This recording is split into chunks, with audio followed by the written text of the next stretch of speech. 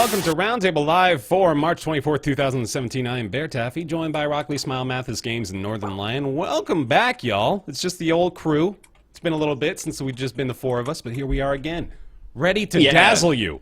No Austin, but dazzle. No Austin this time. Thank God. He's playing Zelda, probably. Yeah. Here's my impression of Austin. Don't insult my best friend Zelda. The game is a 10 out of 10, perfect in all ways. It does nothing wrong. I mean, he's gone from playing Breath of the Wild to Hollow Knight now, so he's just proceeding through 2017's list of Game of the Year candidates right out of the gate. That's true. Mass Effect Andromeda coming up next. Mass Effect. That's the sequel to Black Flag, I believe. Don't make fun of me. Got him. Got him. We got a lot of games to talk about this week because the headlines include Andromeda's animations are wacky and everybody hates JonTron. So that's not the news we want to talk about. We want to talk about video games instead. We're going to talk about PLAYERUNKNOWN'S Battlegrounds. The new Rocket League mode Dropshot just came out and everybody's excited about that, right? Just as excited as me. That's right. We need to go deeper, also coming out. Battle Brothers, Streets of Rogue, All Walls Must Fall, Everything, the PS4 release of the video game entitled Everything, NieR Automata, and we're going to get back to Hollow Knight as well now that we've had quite a bit more experience with it as a group. Hopefully be able to have that conversation again today.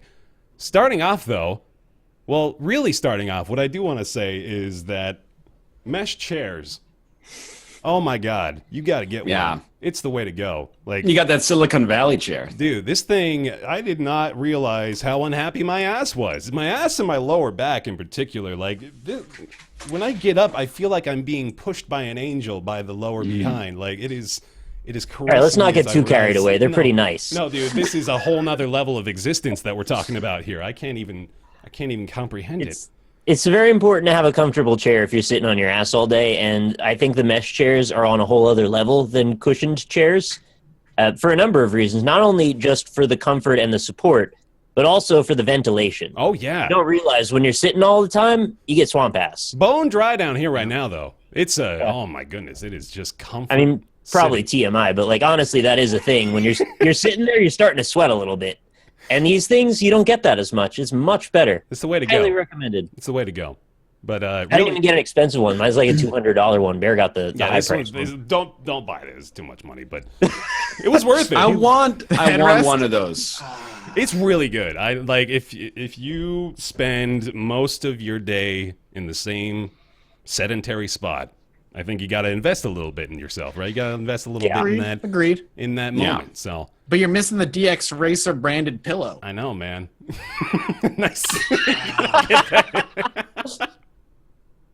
mean, to be honest, the Racer is fine. Yeah. Like, that's how I'd qualify it too. It's fine. Once you own it, the big negative of it being more expensive than it's probably worth is already done. So at that point, you're just sitting in it, and it's okay.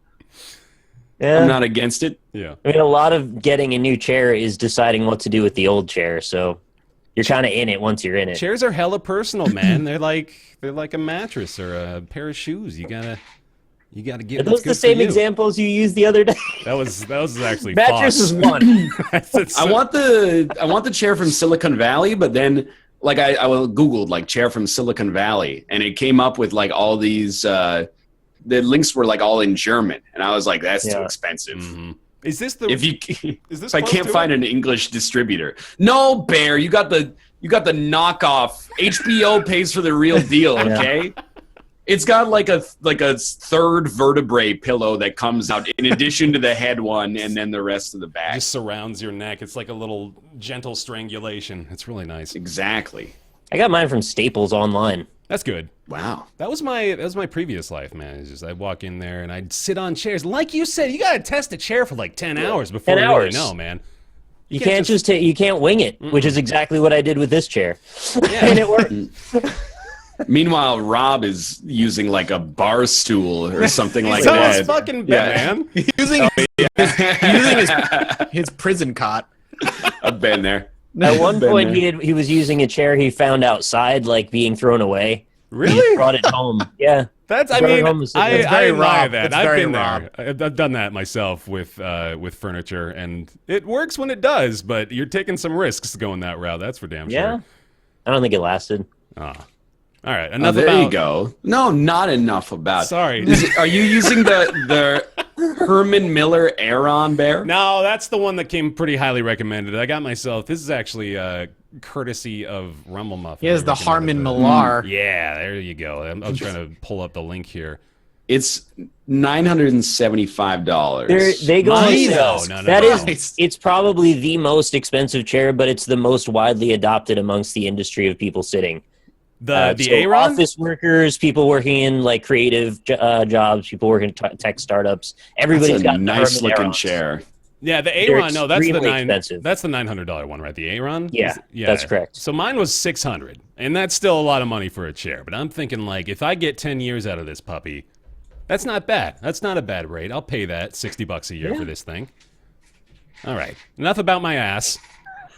I did say the industry of people sitting, didn't I? For those sitting-minded folks out there. All right, let's talk about some video games. Sure. PLAYERUNKNOWN'S Battlegrounds hitting early access on Steam this week, just yesterday, in fact. So this- Surprisingly, you don't need to sign some weird, like, I have 50,000 Twitch followers to buy the game. Really? To buy it even. Just buy the game. Good you to have know. to have 50,000 subscribers. This is available. So, PlayerUnknown Battlegrounds Yes. is like, if you're asking like what separates this from H1Z1, it's almost nothing. And I say that as someone who's probably, I've got like 6 hours in the game already, and I bought it after the NLSS yesterday. Mhm. Like I played a game for leisure, which, okay, I have 2 hours in it. I But you played know, it for 2 hours. it felt like 6 hours. Felt man. like it six. it What a felt like compliment. 6. It felt like 6 good hours, though, is what I'm trying to say. It is. I mean, I don't know if we're in this section of the show yet, but it is H1Z1, except Yes. it has better gunplay. It has like modifications you can find that you can put on the guns, so like you could have a different kind of scope or stock or something like that if you care about that. And you choose when to jump out of the airplane Yeah. in order to start your parachute. So it's actually a lot easier to separate yourself from other teams if you want to. And you can't get out of a moving vehicle at 150 miles an hour and then instantly lose all of your momentum to shotgun somebody in the face. So the fact that you now, if you get out of a car that's going 150 miles an hour, you will drive over yourself is a huge improvement in terms of the actual combat of that game. I love that sentence, man. That is. Well, in H1Z1, like at a certain level, that you're like creeping around the forest, some dude in a police car just comes out and does like a 360 spin and gets out of the car, instantly loses all momentum and shoots you in the head, and then gets back in the car and Yeah. drives away. Yeah. So the fact that there's slight penalties, at least, to trying that strategy is good. It's H1Z1 minus a lot of the jank, basically. Yes. That's what it is. And it's not surprising that it's like H1Z1 because the lead developer comes from H1Z1. It does also have a spectator mode, which actually makes it watchable on Twitch and YouTube. Nice. So now when you die, you can spectate and you can get in like first person mode even, and you can see that Dan Giesling for some reason has no head on his character model, and then, you know, That seems like an advantage to not be able to be headshotted because you have no head. Yeah. we still died all the time, but you know, we deserved it. That is important, though. I remember that being one of the big things that turned me off to H1Z1 when I was playing the group game with you guys, was that once you died, you're just sitting there staring at your corpse for potentially an hour or so while your team wipes up the rest of the game. So I'm glad that's Well, I there mean, at least. I know why H1Z1 doesn't do it. First off, they're trying to, and it's not working apparently, or slowly. The other one is like they don't want you to ghost, but like when Austin's like spectating me, he's like, "Hey, there's a dude over there. Like I can see through your eyes." Right. And I'm like, "Okay, that's an advantage, but at the same time, it doesn't really matter. Like it makes the game way more watchable and way substantially more playable as well. So as soon as you die, you don't just alt tab and wait like 15 minutes for someone else to die. If you give the same advantage to everybody, it doesn't become an advantage anymore, right? Like as long as everyone's able to access that point of view, should work. Right. It's not like you're seeing the map Yeah. and you're like, this guy's in this quadrant or something. Right. Yeah. That wouldn't work. The other issues, I'm trying to approach this from the perspective of if I didn't like H1Z1, do I want to play Battlegrounds? Which I think might be the perspective a lot of people have.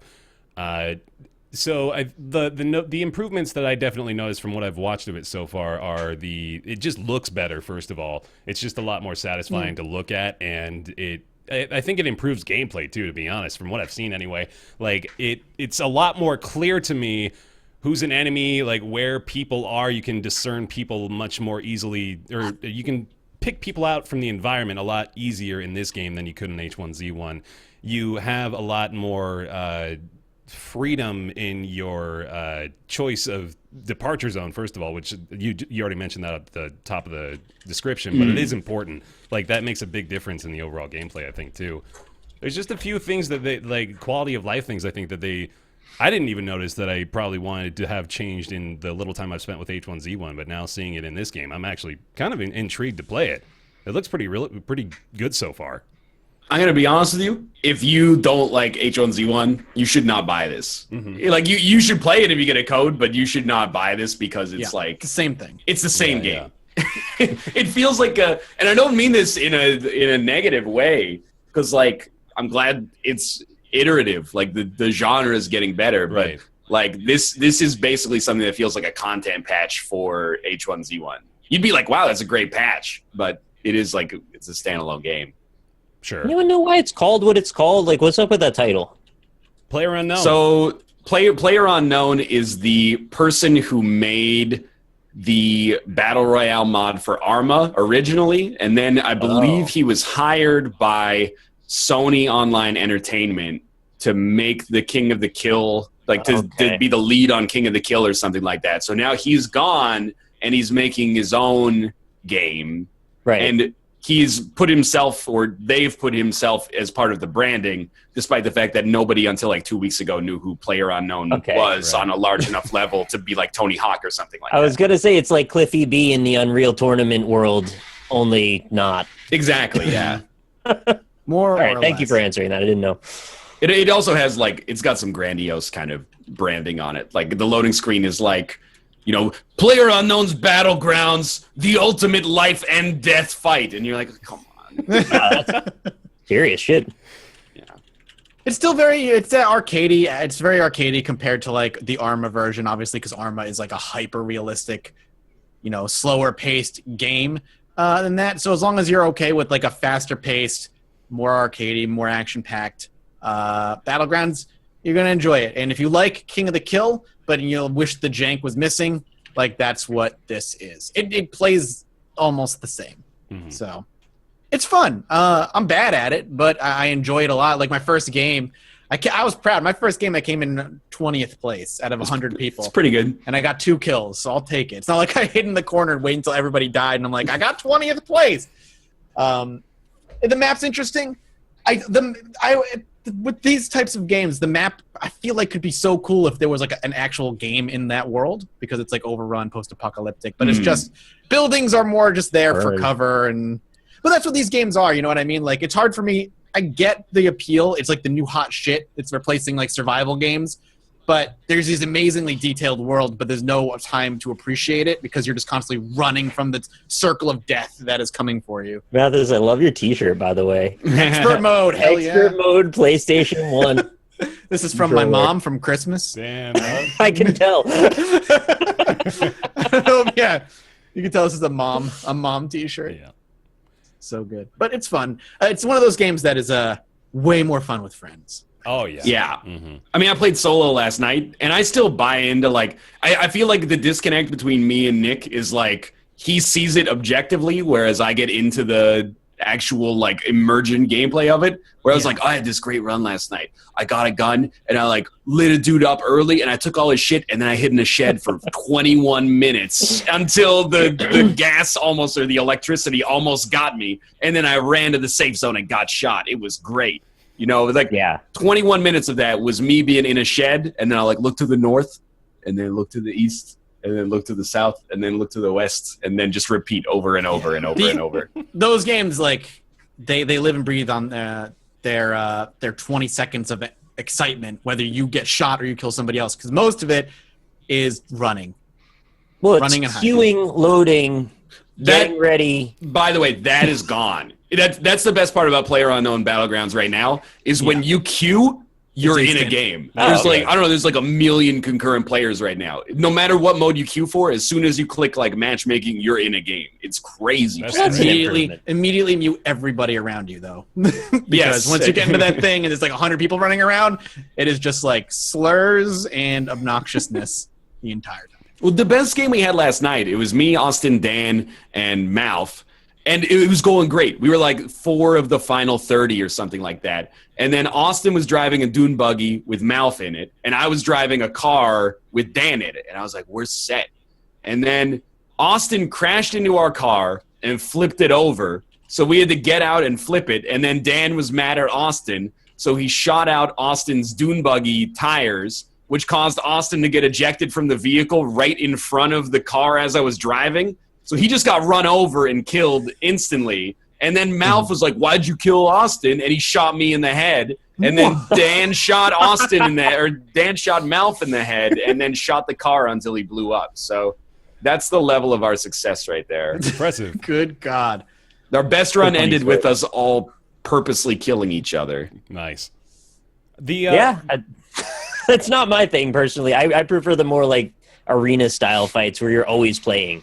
Like if you think about like Quake 3, it's just like you load up, you die, you immediately load again. And you're just always in the game. This is more emergent, obviously. It's just I don't think it's to my taste. I know that they've changed a few things as far as the overall pacing goes too. Like they decrease the amount of time it takes for the boundaries to shrink, right? And does that contribute to an overall faster pace of gameplay, or do you find yourself in action a lot more, or is it really making that big of a difference? It's actually, in my opinion, slower than H1Z1. Oh, really? But the map changes are faster. I also feel like when you're in the shit, I don't know if you die instantly, but it's not gas. You don't. Okay, you don't die. It's still just damage over time. So it's damage. It's low-ish damage over time, and then when the circle finally finishes shrinking, because it's a slow progression. It's like an electrical field now or something. Once it stops shrinking, it starts chunking your life really fast, and you'll die pretty quick. So while the wall is moving, you have time, but once the wall stops, it's like murder.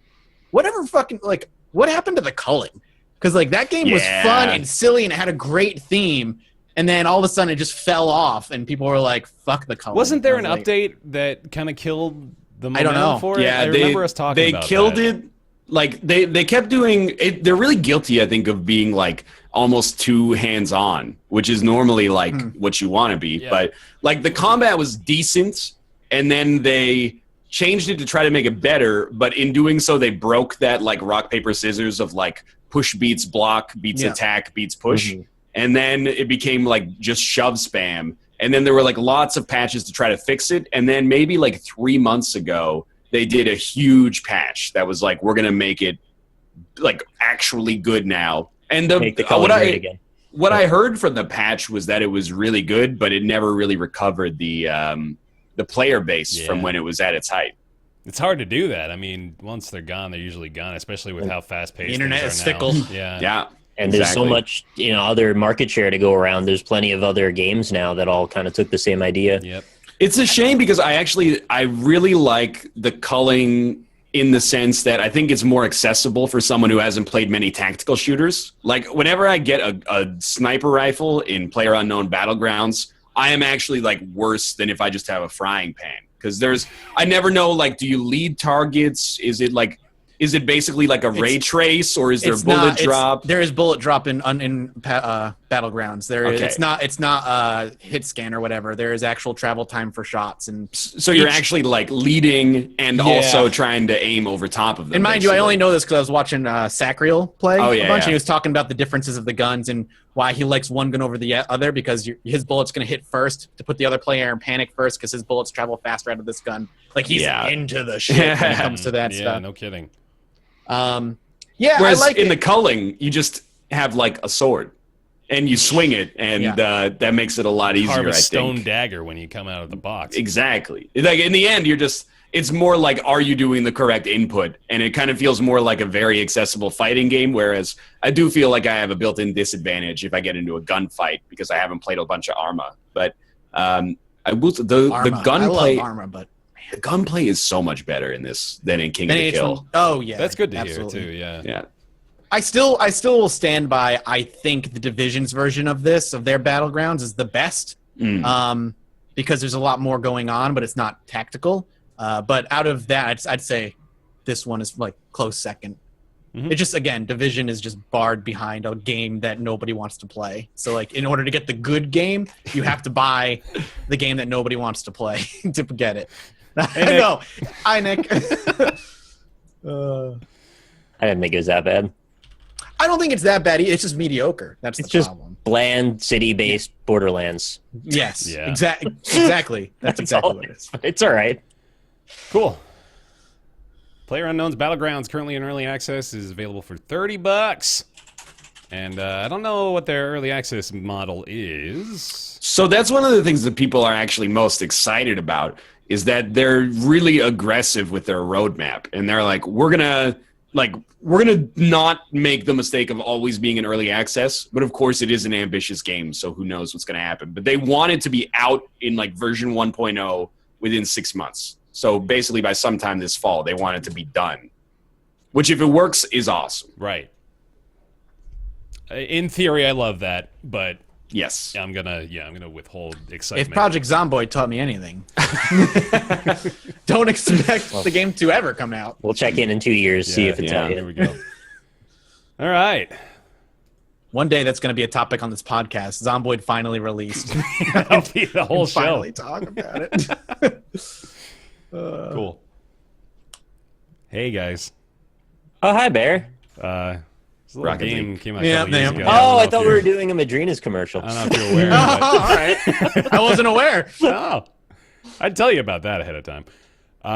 This is a new game type for Rocket League, and I know how hard of a sell that is for folks who may not be wanting to boot it back up. But I gotta tell you, man, like we had the basketball mode, right? We had the hockey mode. That was fun. Those were they're kind of like just gimmicky, fun little goofy things that you can do with Rocket League, right? There's not much more than that.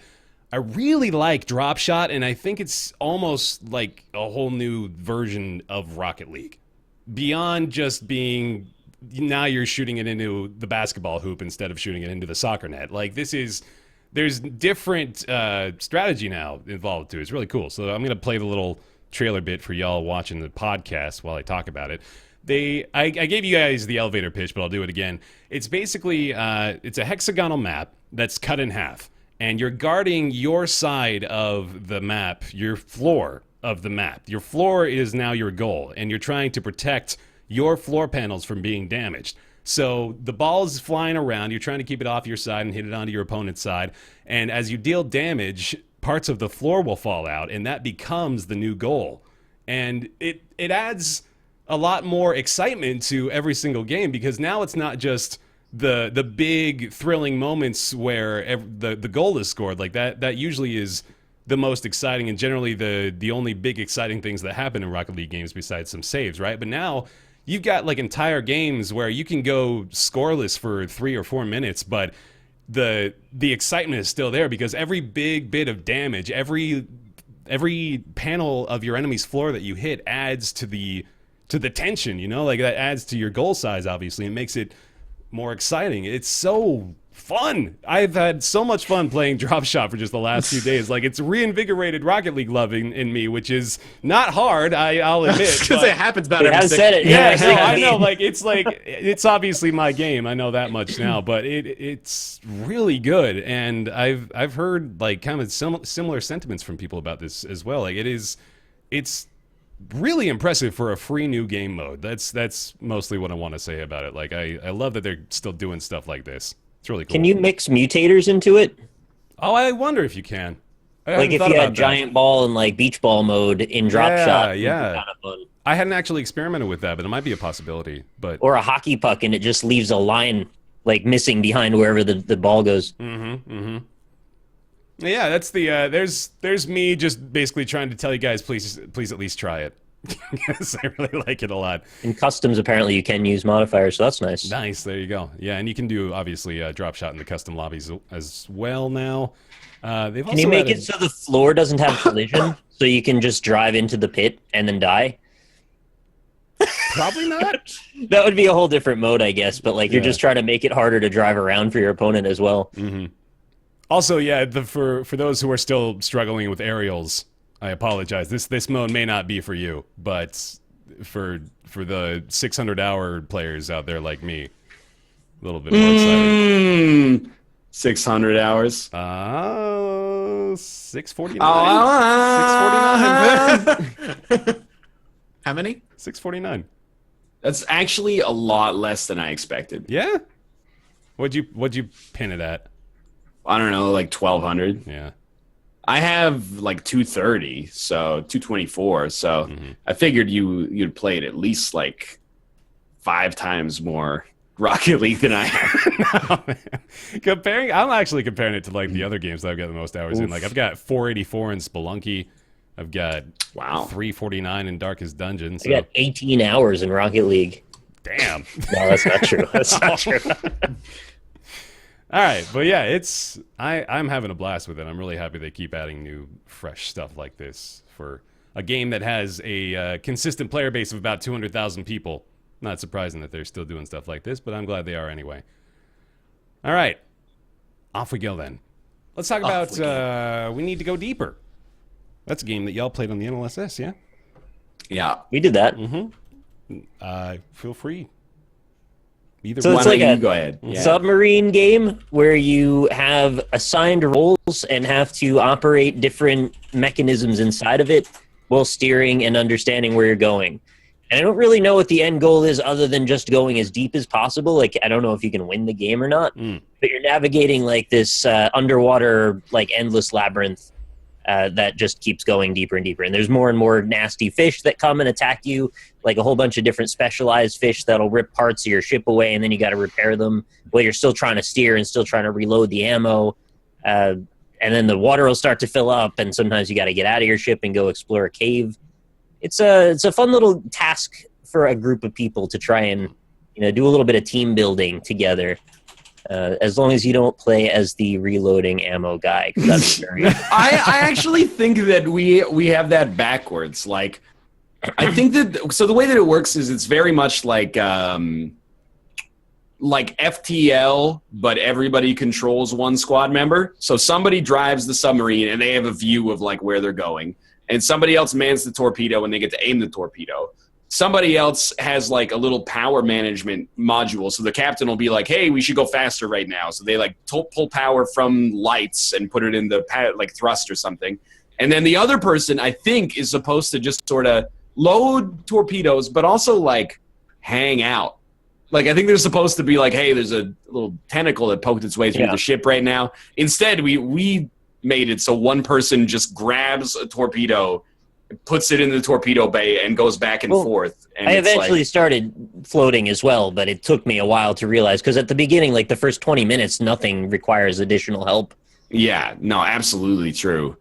Like, I didn't really know what to do. Like, as we were driving, and then like a squid attaches itself to the submarine, chat is like, stop driving and kill the squid. And I'm like, what do you mean stop driving? But yeah, it's cool in that it's asymmetrical and like everybody has their own role that changes dynamically the more you play. Like, when things are going well, you're like, we're a well-oiled machine, but eventually like something breaches the hull and it starts like everything gets thrown into disarray as you're like, oh, we got like fish on the ship that we have to kill. And there's also like, you can find these caves and the caves have loot in them, and you get into like these like 2D side-scrolling action segments that are really not great right now. Yeah. Like Terraria version 0.01 style combat, like just smacking things over and over. It's pretty bad there, but the actual design of the game and the central premise, I think, is cool. And I'm amazed that there's not more games that are doing that.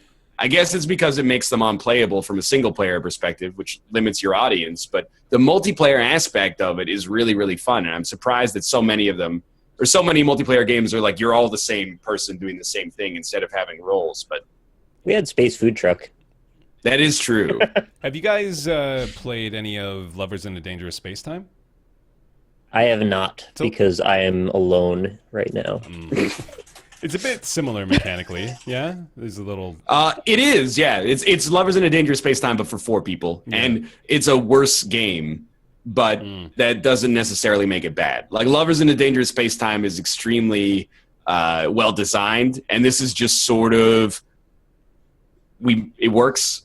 The combat in particular is really not great, but the rest of it is fun. It is in early access as well. And it's strong because of its novelty, to be honest.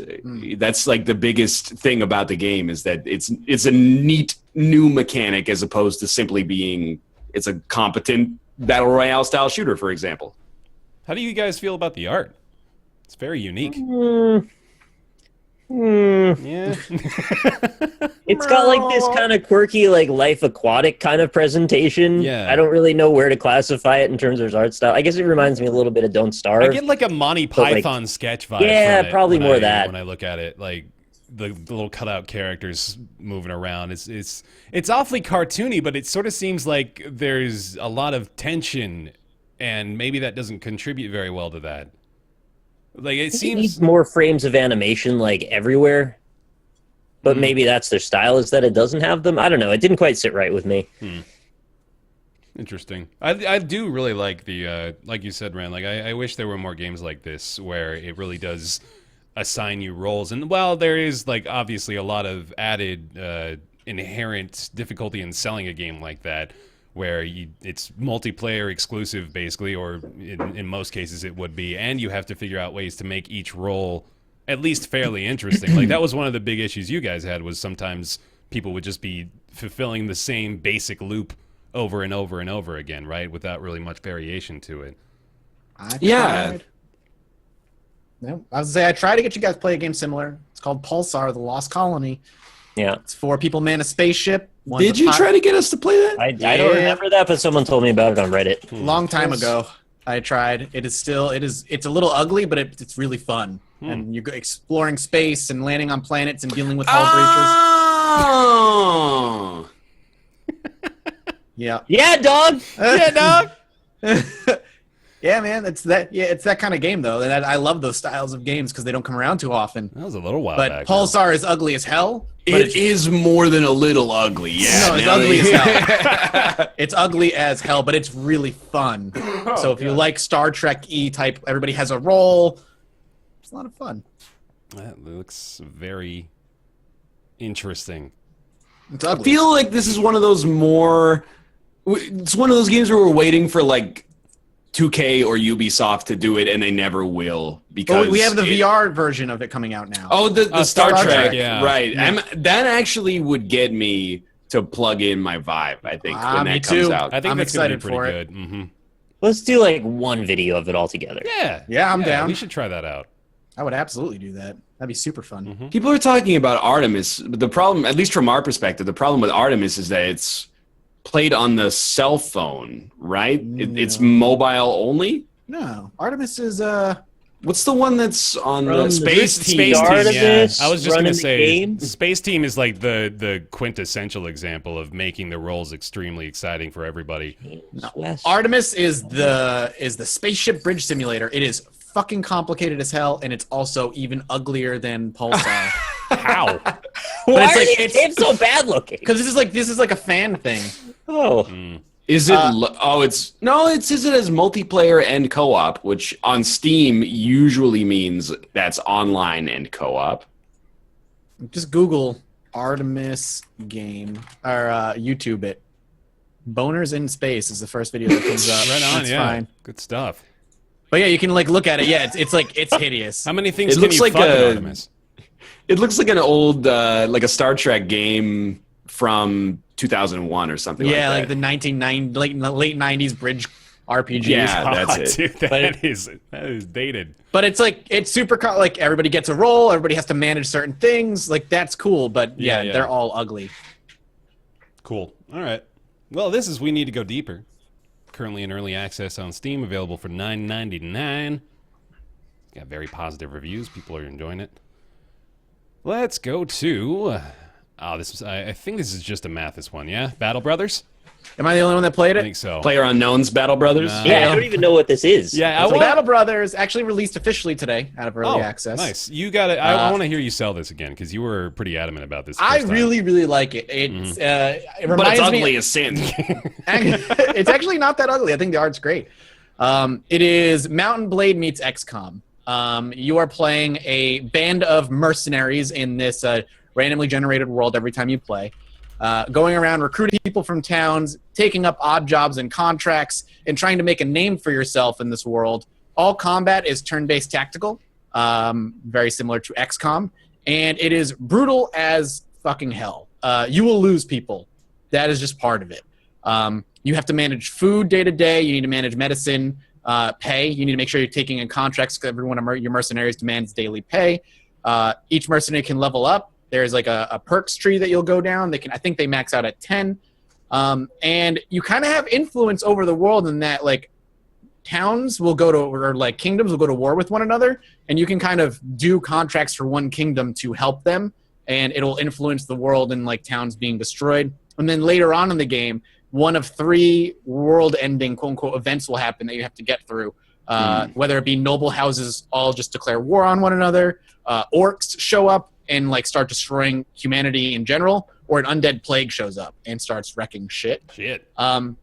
It's really good, but it's incredibly hard. Like it has XCOM bullshit out the ass. Like so there's like a morale system, and when you're in combat, like as people get beaten down, morale breaks down, and eventually they'll panic and not listen to you, very XCOM-like. But it also works for the enemy as well. So you surround one guy, and when you start surrounding him with your guys, like his morale will drop because he's being surrounded. It's one of the things. And then you hit him, and now his morale's even lower, and his chance to hit you goes down with each subsequent morale drop. Okay. So he should have like a 10% chance to hit you.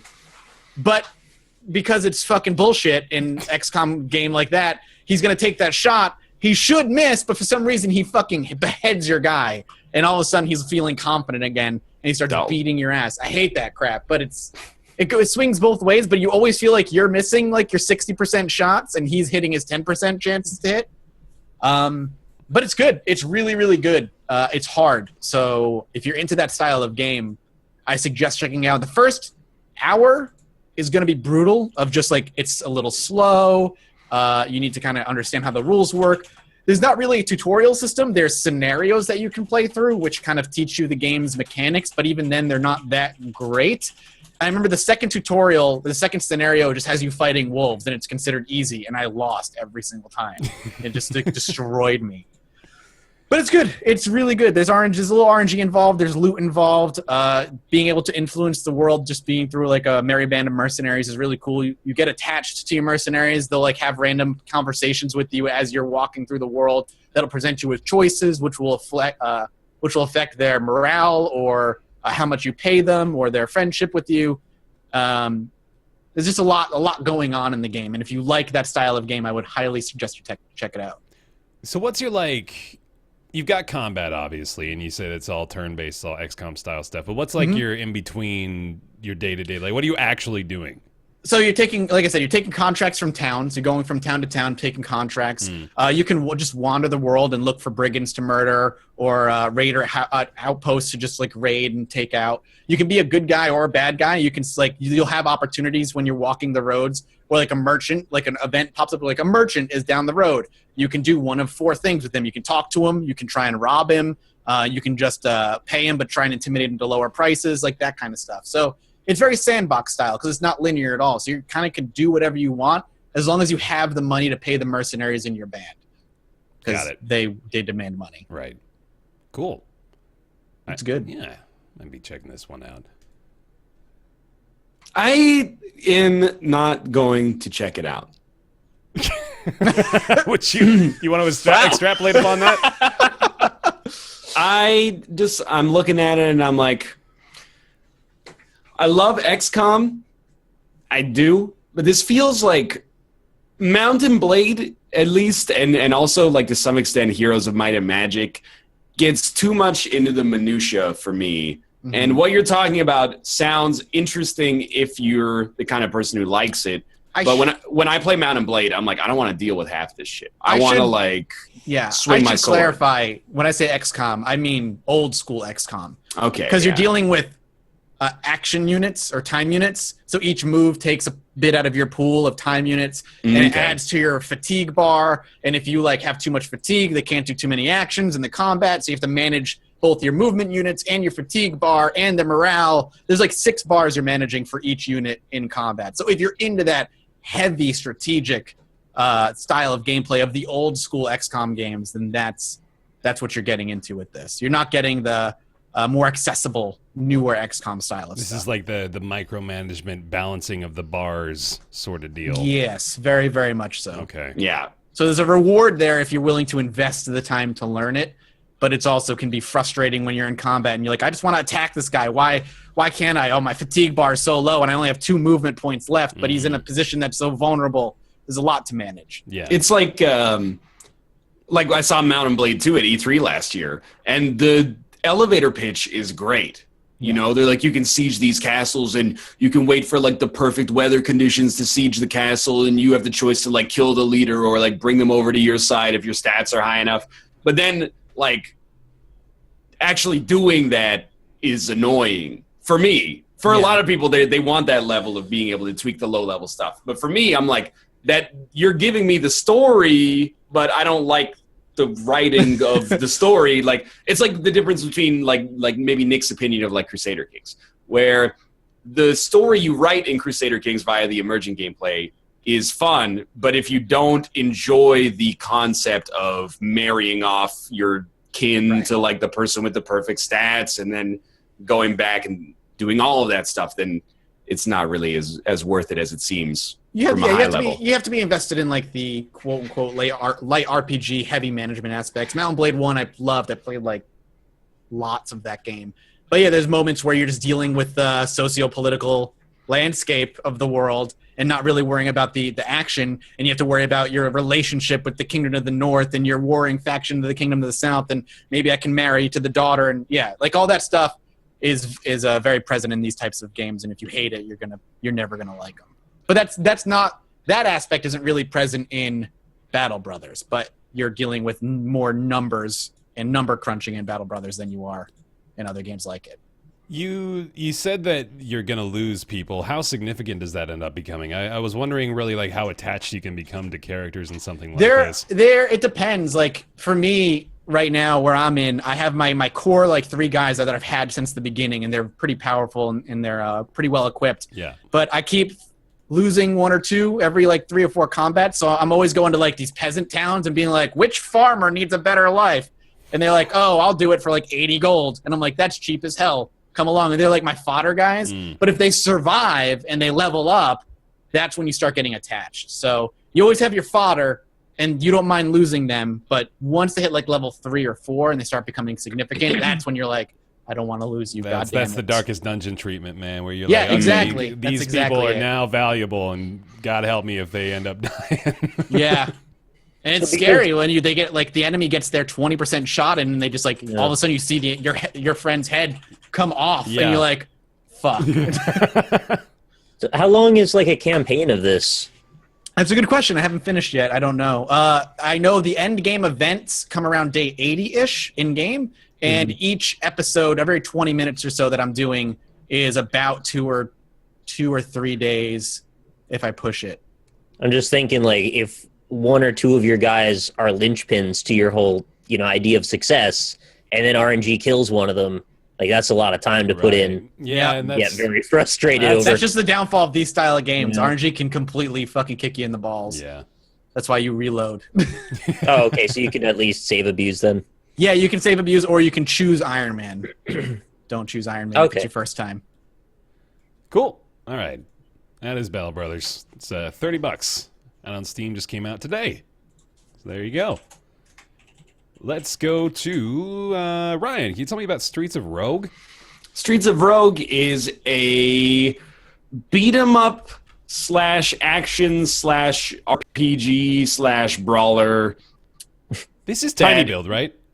It is Tiny Build. Okay, yeah. So basically, you play top down, and it's a procedurally generated map similar to a roguelite, but it's a city. So there's buildings and you get objectives. And the objectives are like, hey, assassinate this person or steal this or press all these buttons inside of this building. And you have RPG elements and a class-based system where you could be a hacker, for example. And a hacker has the ability to hack remotely into like the electronic systems so they can accomplish an objective. Like, for example, let's say you have to steal something from a safe. If you're a hacker, you might walk up to the edge of the wall, hack the safe through the wall, unlock it, and then just like use stealth to get around the guards and then steal it. If you're a brawler, you might have to go in there and punch everybody to death, find the person with the key, punch them to death, take the key, unlock it, and then you see the general idea. Yeah. And then the more you, once you complete all those objectives, your goal is to get to the end of the level, and then it kind of goes Isaac style. You get harder objectives on larger and larger levels with more hazards and stuff like that until eventually you reach the end of the game. And it has online multiplayer. All right. There's a lot of game types that they listed off in the trailer here. Really varied.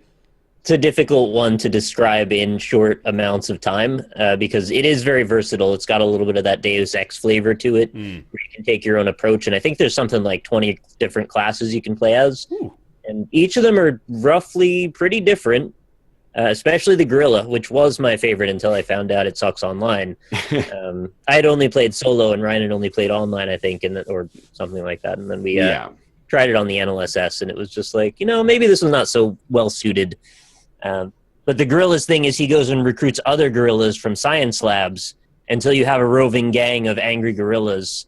And they can't speak English is their other thing, so you can't use their charm. Like the bartender class can to try and get through situations. But I was playing for my Let's Look At, and I got a random item for doing a quest, and it was a gorilla translator. Oh. And then I was like, maybe if we were playing online and I gave you the gorilla translator, then you could all of a sudden start talking to people and do things that way. I would just punch them. Well, that's the thing. It also, as different as the games are, the gameplay loop reminds me a lot of Broforce, as strange as that might sound, in the sense that you can go into an objective, and it's really about your own style of play and, to some extent, like self-discipline. Like, if you want, you could be like, okay, guys, you're gonna be the hacker, and then I'll go tap on the window, and you go walk around when the dude's distracted, and use stealth to get to the objective. Or you can just have somebody that's like, Leroy Jenkins, walk in, shoot them in the head, and then everybody aggroes you, and you've just got to fight them off as if it's Contra or something like that. Contra 3, the top-down levels is what I'm trying to get at here. Recognize Contra as a side-scroller. Make goddamn sure you reference the right I just want to make sure my nerd cred doesn't... Look, I've beaten Super C and Contra 3 The Alien Wars many times, okay? Very good. That's a good sentence. All I'm saying, it implies I haven't beaten the original Contra, which is very true. However, it's cool. Where it suffers is... and I think that it's a really, really fun game. In the online, the best thing I can say about it is that it seemed to work. So... We had a relatively seamless experience with it. However, I did find that I played as the hacker a lot, and especially when I was playing solo, every objective, I was like, I'm just going to hack this thing, and then I got it, and then I walk over to something else and I hack it, and I guess to some extent, it's your responsibility to liven things up, but I was sort of like, why would I? Sounds like a balancing issue they need to work on. Yeah. Like, I'm doing great right now. Also, like, the objectives are basically, there's 3 objectives, or 4 objectives. There's kill this person, retrieve this object, press all 3 of the buttons in, like, this one specific place, and escort somebody to the level entrance. But there's also special stages, too, which augment them a bit, like the deactivate bombs in X amount of time, or that's true. Poisoning. Yeah, there's levels that are almost like... when the ghost shows up in Spelunky, or like, I smell wet fur and stuff like that. There's levels that have environmental hazards. That's cool. That force you, like, the radiation one is every 20 seconds you have to be inside, or you lose like 20% of your HP due to radiation poisoning. And then we had one that was like bombs are falling from the ceiling, so you always have to run away because you barely get a chance to see where they are. And the other thing that's neat about it is that there's like a dynamic... I don't want to say like morality system, but the police have rules that they go by in the game. So there are police. If they see you commit a crime, they will aggro to you and they'll attack you. However, you can actually just ignore them as long as you're stealthy enough when you accomplish your objective. So there's almost like a reputation system in the There's game. different factions. There's there's the thugs. There's the cultists. There's scientists. I want to say there's even one other one, but they all have their own thing about them. And I guess your standing kind of depends on what class you are and how you affect the level. So it seems like a simple game at face value because you can just go bust everything up. Yeah. But if you look at it in a slightly different way, it's got some depth to it to be mined out. Yeah, I certainly wasn't expecting there to be a faction system in something like this. But for as many game genres as they list this under, I suppose that makes sense. Like they're really shooting for the stars with this mega collaboration of ideas here. It's an extremely ambitious design. Yeah. Yeah. It doesn't look that impressive visually because it looks like a Super Nintendo game or it looks like a kind of mediocre pixel art 2015 style game. Really quick tangentially, like this is kind of just Tiny Build's thing now, isn't it? Like this is they're sort of gravitating toward a lot of games that look like this. Like what? Like this pixel art sort of style. Like this thing, Tiny Build or not Tiny Build, Party Hard, and then fucking Punch Club. Like they're all sort of starting to look similar, and I'm wondering if that's intentional from Tiny Build's side. But I don't know if they made it though. I thought they just published it. Right. Yeah, I'm saying like I'm wondering if Tiny Build is on the lookout for that style of game. Interestingly enough, like I wonder if that is a strategy they're employing. But I don't know. It might just be coincidental too. You know what? Chad is right. It looks a lot like the Escapist. But like a zoomed out Escapist. It's by Matt Dabrowski. Yeah. Oh, Escapists. So you cut me off right at the most negative part where I was gonna bring it back up and be like, hey, it looks like shit. Sorry. But once you actually play it, you are like, this is an incredibly ambitious promise that you've given, and for the most, I'd say it delivers like 80% right now. Yeah. It definitely.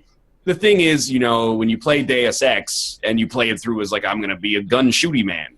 When you finish it, you wonder, I wonder what it would be like if I was like Mr. Hacker Man. Yeah. I haven't really felt that in Streets of Rogue because you sort of have to be a jack of all trades. Like even as a hacker, you're probably going to get, like if you hack something and somebody sees you hack it, they're going to come over and punch you, and then you take out like a baseball bat and beat the shit out of them.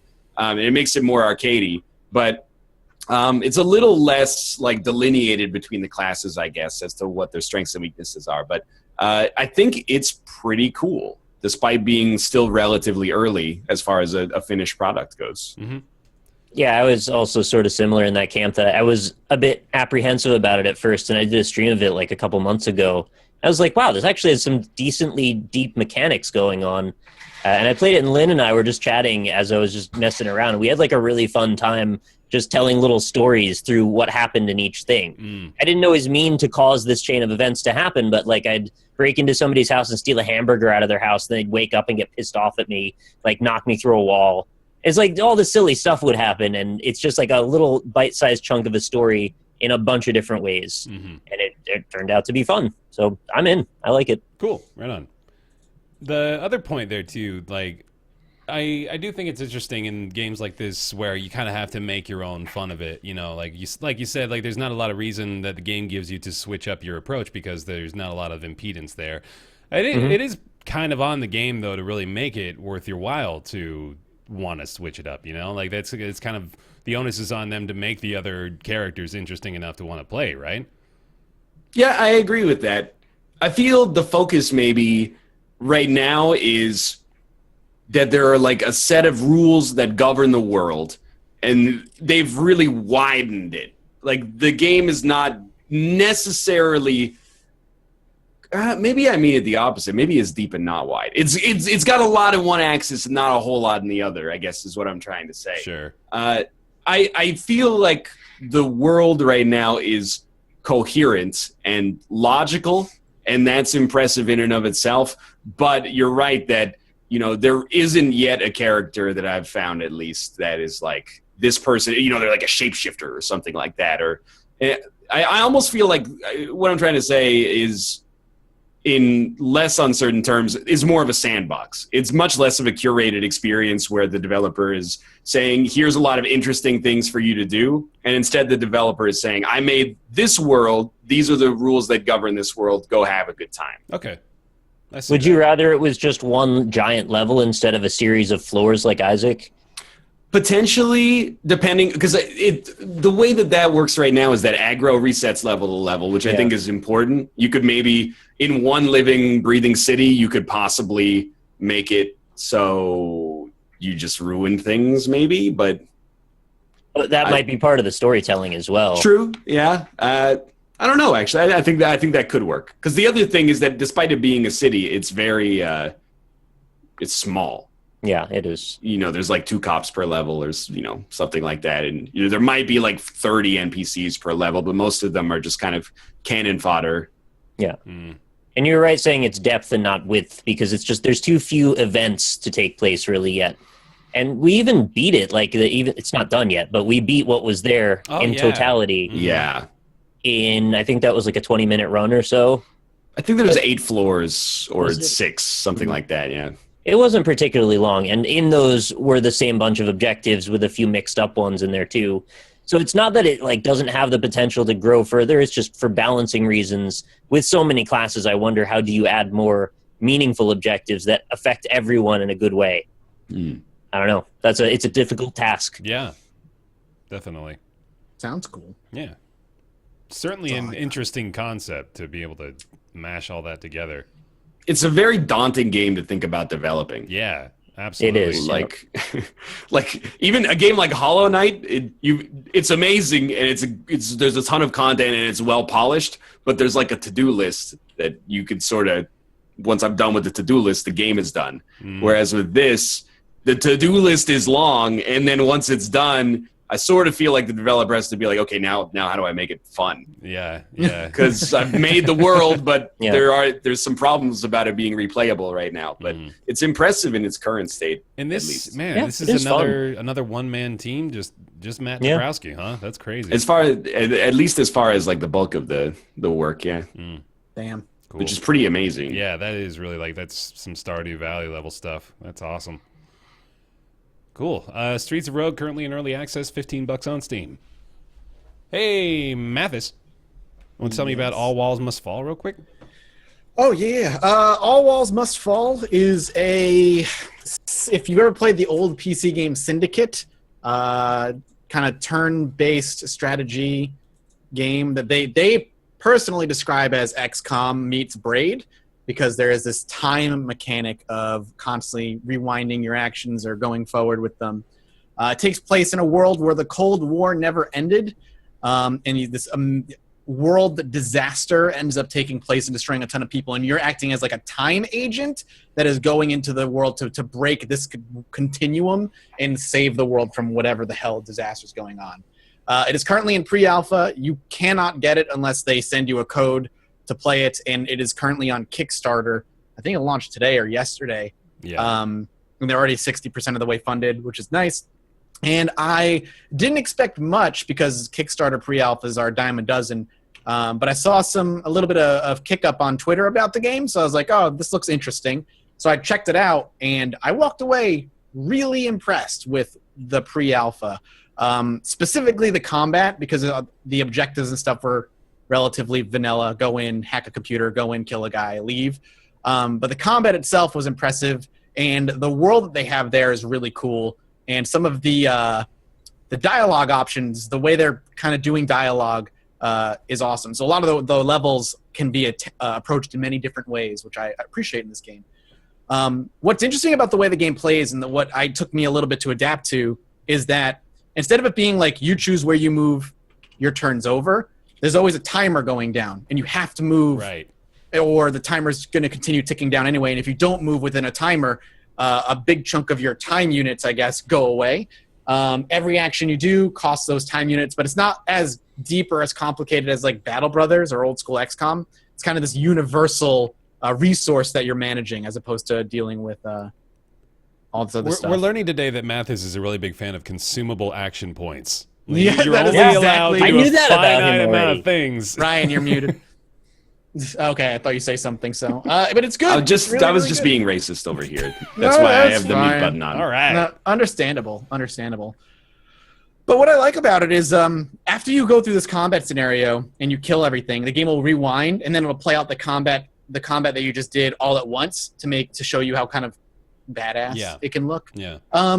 You get currency that you buy, extra weapons and extra time powers, and I mean, it's just cool. I think it's really early in pre-alpha, but what's there is very promising. The art style is beautiful.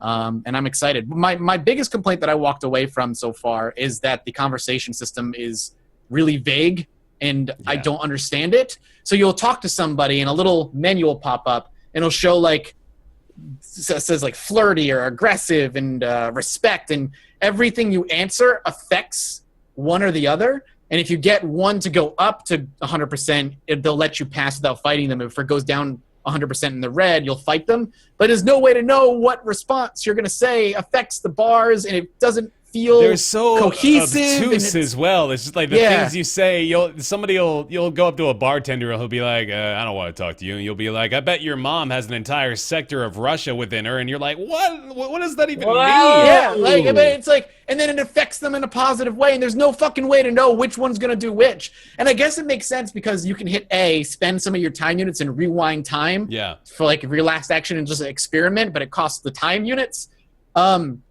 There's potential there. I just don't understand the dialogue system at all. Yeah. But the combat is really good. It's very confusing in its current state, but I like what I conceive to be the idea of it, which is, a balanced out. Well, I mean, it's sort of just, a basic dialogue system, but we're actually seeing like the breakdown of what we're doing as we're doing it. Yeah. And that is really interesting, like just to see like the feelings and the responses that are being generated based on what you say. Although, again, I'd like for them to be a little more clear at least. Like maybe we don't want to know exactly what's going to happen when we say something. Like Rain style, I guess, would be another good way of comparing it, where like you see these things that would show up in Rains and you would look at it and be like, I don't know how I feel about what you're saying, but it sounds maybe like we should go that route. And that's kind of the vibe I got from a lot of these dialogue options. Yeah, it's very similar. I agree. The other thing that's important to note is that I do say XCOM, but you're only controlling one guy. Yeah. It's your one and only dude. You're not controlling a team of guys or anything. It's just one dude who is trying to break this continuum of the world being destroyed over and over again and just trying to break the time loop. Yeah. It's just neat. If you like that techno sci-fi noir-esque theme, I think you're really going to enjoy it.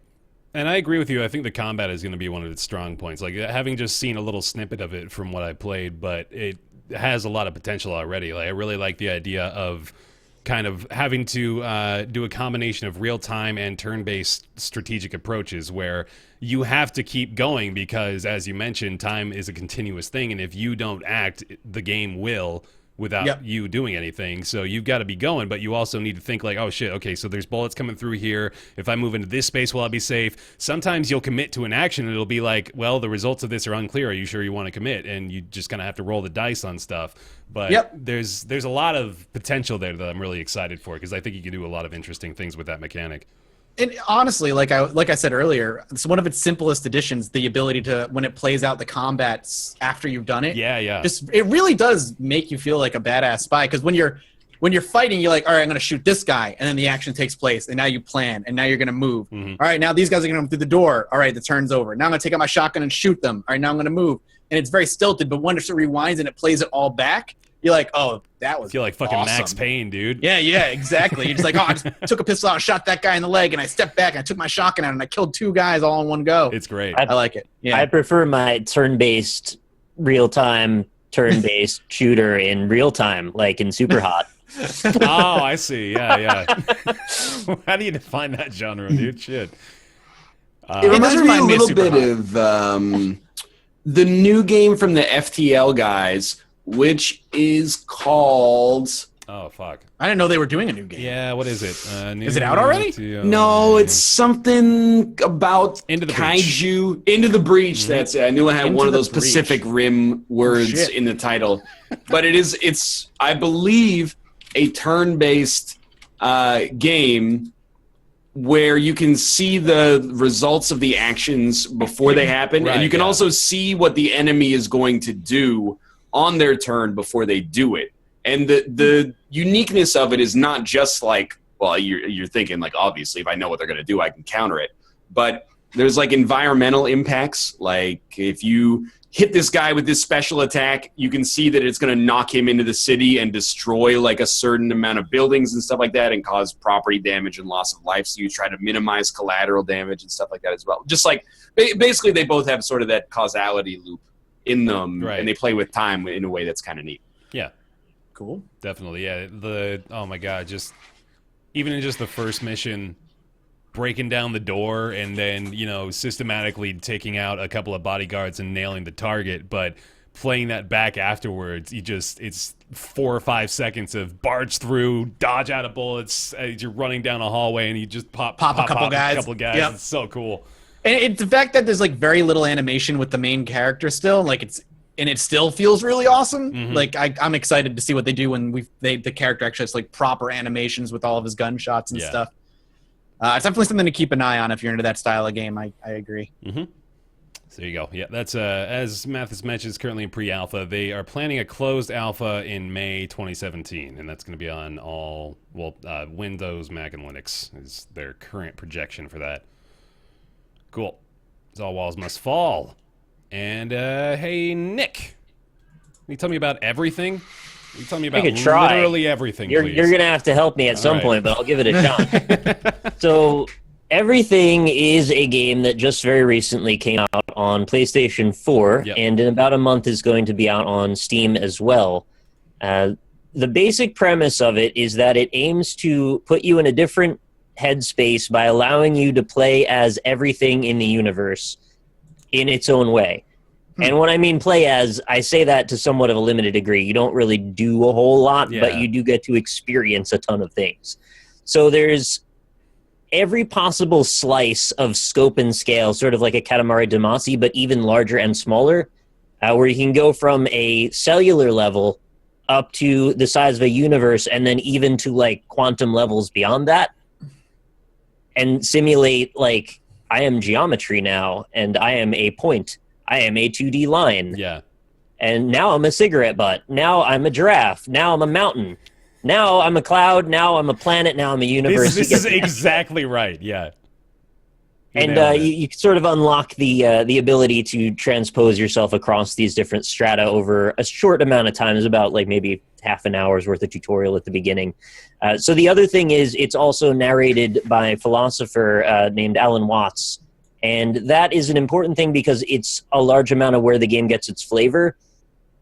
The game by itself is actually audiovisually quite nice, although very quirky. It's not like it's a beautiful art style, but it's nice. It's got its own flavor to it. Yeah. But what gives it some depth, some meat to chew on, is this narration, because it's going to make you actually think about what it is you're really doing.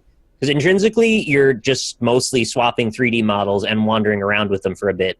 But once you start hearing this in the context of the philosophy that's going on next to you, you're going to start thinking about stuff that maybe is a little difficult to say out loud in front of 5,000 people sometimes. I guess I'll say that.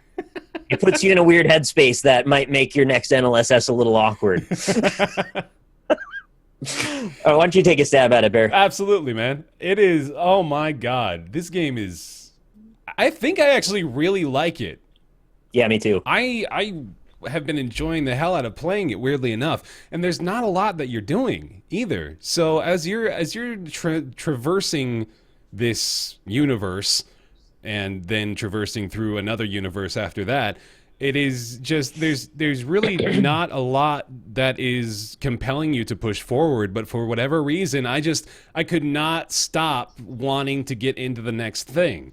And maybe it was just like a very simple explanation. Like when I was playing through it, I was beginning to ask myself, like, why do I keep playing this? Why am I even interested? Because I know it's just sort of like checking off objects on a list for me at this point because I was just proceeding through like, okay, I'm a tree now, and now I'm gonna be this flower, and now I'm gonna be this rock, and now I'm gonna be the little fucking calcium deposit on the rock, and then I'm gonna be the individual atoms within the calcium, and then like you like that alone seemed like it was enough. But then I got to thinking, like, I think it was actually the trophies that were doing it the most for me. I love the trophy. That is not where I thought you were going to take that. I know, and I feel a little ashamed saying it out loud, but it is true. Like, I'm pretty sure the trophies were getting me, and I was like,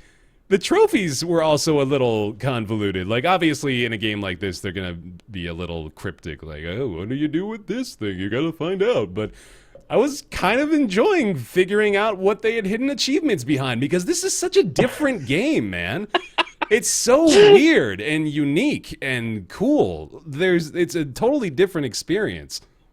It's not the atmosphere, the ambience, or the way it makes you question existentialism. No, it's the trophies mostly.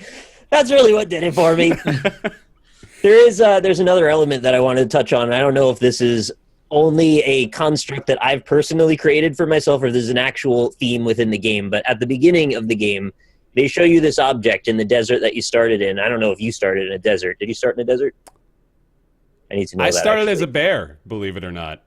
So you were in like a forest world. Uh-huh. Okay, so in that zone, you saw that it looked like a golden tank jack, like a big jack in the ground, right? I think I must have, but I must have just ignored it. Okay, so later on, it starts to emerge that there's sort of a metagame taking place. Okay. I don't know if it's quite like a Pony Island level of subversion, but there's something else happening within the actual narrative, which is kind of just freeform exploration, sandboxiness. And at one point they tell you, do you remember that golden jack thing that you saw at the very beginning of the game? Mm-hmm. And you go, oh yeah, I think I remember that. So like, if you go back there, that's unlocked now. I'm like, wait a minute, you're telling me I'm 60,000 universes away from where I started, and you expect me to get back to that? Right. You're teaching me a lesson right here, game. You're teaching me about transience and impermanence and doing it in a different way than I ever expected in this visual auditory medium.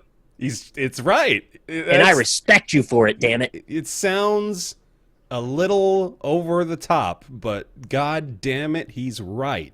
This is a crazy fucking game. Man, the trophies are great. No, I'm not complimenting the game on its trophies. I'm saying that was the draw for me, weirdly enough, was that it was compelling to see what they had hidden accomplishments behind, because I couldn't conceive of what an accomplishment was, which is such a weird sentence, but it's true in this game. It's so crazy. It's such an interesting ride to take. Like it's so cool. I really like it. Everything is... it totally blindsided me, too. I had, like, no idea this was coming out, but it is so unique. I saw a video of it, like, at E3 or something a year ago, and I was like, that is my jam already. Like, as soon as I saw the characters rolling end over end like that, oh, God, I'm 100% in for that. I'm ready. Like, when I started out, too, like, when I was just rolling around as a bear, I was like, okay, this is weird and cute, kind of like a Goat Sim style thing, but then I was very quickly introduced to why I was wrong about that assumption. I think it is like, it's a Katamari Damacy plus Journey. That's the best way I can describe it. Because... Well, it made me think as well, which Katamari didn't really do. Yeah. It was just cute. Did Journey make you think? Kind of. Not nearly as much as this game, sure, though. Yeah. Like, I actually was thinking about this game, like, well into the next couple days, and I'm pretty sure I'm going to go back to it, and there's going to be a bunch more quotes I didn't hear yet. Yeah. As well as, you know, the objects in the worlds have quotes they tell you, too. Mm-hmm. Like, you can run into ones that have little personal conundrums. I found a rock that was like, I really miss this animal that walked by me once, and I think I fell in love with it, and I don't know where it is, and if you ever find it, can you tell me? Because I miss her so much. Mm-hmm. Did you transform into that animal and show it the romance it once desired? I may have been that animal at the time, but I don't think there was a resolution. I think it's just to make you think about things being personified. This is like, it's the kind of game where I really wonder how much there actually is and how much I am not going to be able to see, you know? Well, you can measure that directly. There's actually percentages. Well, true, yeah. There's like the amount of items you can actually see. But I am also wondering, like, are there interactions like that where if you bring the right animal to the right other creature, will there be a specific thing that you can do? I guess probably not. Yeah. The scope is so wide and so large that I feel like any kind of semblance of real depth is probably not going to be in the game, but I'm kind of okay with it because I don't mind the collecting of things and just the experiencing it too. You don't, though, like, even have a sneaking suspicion that maybe something like that exists? Because it seems There like is something going on because Yeah. at one point the game glitched out and a shitload of eyeballs appeared all over the screen and it scared the hell out of me. Dude, I've had a couple So- of instances like that too, where like it'll Yeah. pop up and all of a sudden it'll look like the whole game is glitching out, and then there's these big Yeah. error messages and these warnings will flash. That's the and- meta game that I was talking about. Yeah. There's something going on with that, and I'd like to know if there is an end goal or what, but I'll figure it out. It's fucking wacky, man. Like I'm gonna play more of it. I'm really intrigued by it. It almost defies description. We've done our best here, but what a crazy game. There's like NL and Mathis games, and they're all like strategy games, and there's like Nick and Bear games, and they're like sit under a mushroom and watch a movie games. I'm into that. Takes all kinds. I mean, I enjoy those style of games, but it takes something really special to get me into them. Like, I loved Journey. Like, I Yeah, adored yeah. that game so much. But I looked at some gameplay of everything, and I'm like, no. But I can respect I it. really for don't what think it this is like I wouldn't say this if I didn't actually want you to play it, because like you can't judge this by looking at a trailer for it. It is Well, I'm going to be honest. It's first world problems, and it's really stupid. But it's also on the PS4. yeah. Told you it'll be out on Steam in a month. Yeah. Just give it a little time. Yeah, when Play it it hits on, Steam, play it on maybe I'll PC. check it out. Yeah, that'll be. Yeah. It'll probably be better on PC too. 'Cause it does chug a little bit every now and then when there's a lot of stuff going on the PS4. That's an unfortunate part of it. Yeah, I'm hoping the extra time is to work on the draw distance and the amount of items you can have in your group. Because you can actually breed any object that you're in. You can make them dance, and then they breed. So you can have like 10,000 staplers potentially, all dancing in circles. You can also spawn any item that you've played as on the scale that you're at. So you can make like a quantum cigarette butt if you want. Yeah, you can make a That's the size of the supernova appear above a lake or something like that. Like you can do. Yeah, or you can do basically the anything. inverse and make a universe appear in the size of like a pebble. Right. Yeah. It's fucking. It is so wild. But yeah, I've been enjoying it a lot. I've been having a lot of fun playing it. Weirdly enough, it's got a special sort of captivation to it that I am a fan of. Soundtrack's really good too. It's pretty. It's real good. It's very soothing. It's a nice, relaxing thing to do, even if you don't feel like you're accomplishing anything. You're just having fun, moving around, looking at stuff. And there's also like, this is definitely getting into this is a Bear and Nick game territory now. But there is basically an autoplay function. In fact, I think there actually exists Yeah, there a is proper actually. autoplay function. But if you just leave the controller idle, whatever you are will begin to just sort of act on its own, and it'll even go and find thoughts of other things, and you can just sort of watch it as it goes. So every now and then when an Alan Watts narration would start up, I would just sort of lean back and watch whatever the game wanted to do, and it was also pretty interesting. It's the ultimate screensaver. It never ends. There you go. There's everything. It's out on PS4 right now. Currently, it was $15. $15, yeah. And I'll be on Steam on April 21st. That's You know, everything. I admire your ability to enjoy a game that is not beholden to an artificial treadmill of simulated progress. Is that No, you're wrong. It still has simulated progress, the collection element. But to simply exist in a world that is pleasing to you on some level is Yeah. something of which I have to admit I am begrudgingly admirant. dope? Good. Play Proteus. Oh yeah. I- Yeah, see, like love- Proteus, I don't understand. No, I what love do you, Proteus. How though? How, Sway? Like, I back when I did like top 10 indie games of whatever year, like Proteus made it on my list. I don't know. It was like I enjoyed wandering around and the music and like Yeah. the weird shit that happened, and is just See, and Enjoy I didn't Proteus actually, made me cry, actually, at I the didn't end. get into Proteus that much, so that's weird. I loved Proteus. Yeah. Like it was relaxing to me. I don't know. I There definitely was something about it lulled me into this like susceptible state, and then by the time they made their big statement at the end, I was like, wow. Huh. It's very pretty. I'm not necessarily trying to insult Proteus. It strikes me as one of those games everyone's like, I loved it. I have 12 minutes of playtime. And that's my own vestigial way of like justifying a game's goodness is like, well, I got 200 hours out of it. But at the same time, like... So longer games are better? Like, who cares? But, like, I feel like take it to its extreme, there is some truth to it. Like, it just, I don't know. Whenever people are like, I love this game, it's my favorite game ever, and they have, like, a half hour in it, I like... It made me feel a particular way. It's like a piece of poetry. I guess I am, like, less open-minded than I would like to think. And it's I mean, Gone Home, you could just finish it in 2 minutes. Like, oh, it's just not right. worth But that's an even more logical extreme because that's like you're not even taking the effort to experience the game. You're just like, this is the button that goes to the end. Admittedly, I have like 2 hours, maybe 3 hours total in Gone Home, and I like it. I like it a lot. Is it one of my favorite games ever? I mean, it's somewhat up there, but I don't know. There's a story in Gone Home. And that's where like the invisible wall exists that like Proteus tells through emotion as opposed to actual words. And I can't get myself to legitimately cross that line. There's a story in Proteus too. It's just very abstract. That's what I mean is like, I see it. I see where you are there, but I can't get to it. It's like an experimental film versus like, I would rather just watch The Departed. And I have 2 hours in Proteus. So even as much as I loved it, I don't have that long. I can see where you're coming from. Like, it is, you have to be a particular mindset to be like, I enjoy games that are abstract as shit. I enjoy the moment of just being in it rather than getting something from it. That's what I think I was with the Proteus as well. I just enjoyed the world while I was in it. Everything is... It's like... I mean, it's obviously an abstract game. It's trying to do... Well, I don't know, man. It is so hard to explain. Well, it's like, you know, what's your favorite act of 2001: A Space Odyssey? Because for me, it's everything but the 25-minute segment where the dude is just having kaleidoscope colors hit him in the face. Like, the part with, you know, the monkeys and the human evolution, and then there's the sci-fi element, and then they go into space, and there's almost like the techno-horror stuff going on with Hal. I'm like, I'm into it.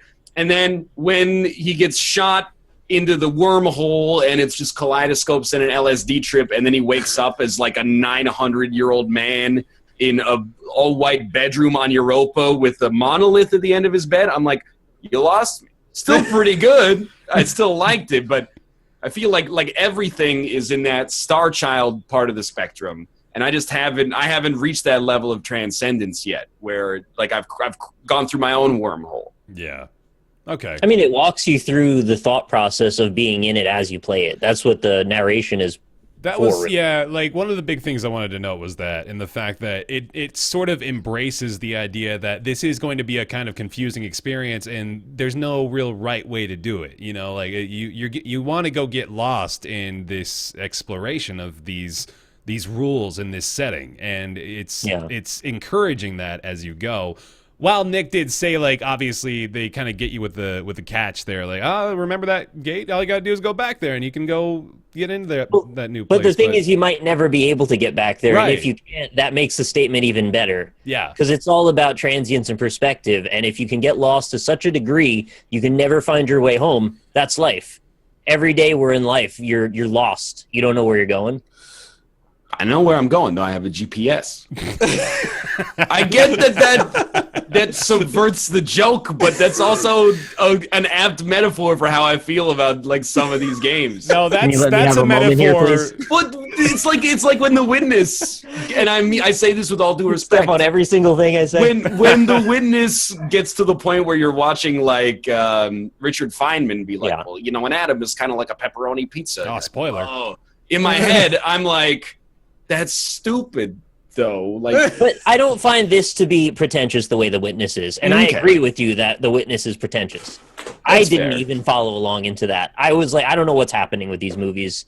Maybe one day I'll understand, but this is not that day. I guess my line is just further along than it is for you. I think this game... I think that's fair, yeah. This game gets up its own ass a little bit, but not very badly. Like I think it sticks to what it's trying to tell you pretty consistently, and it has a lot of different ways of explaining it that are really interesting and compelling. It keeps you wanting to find out more.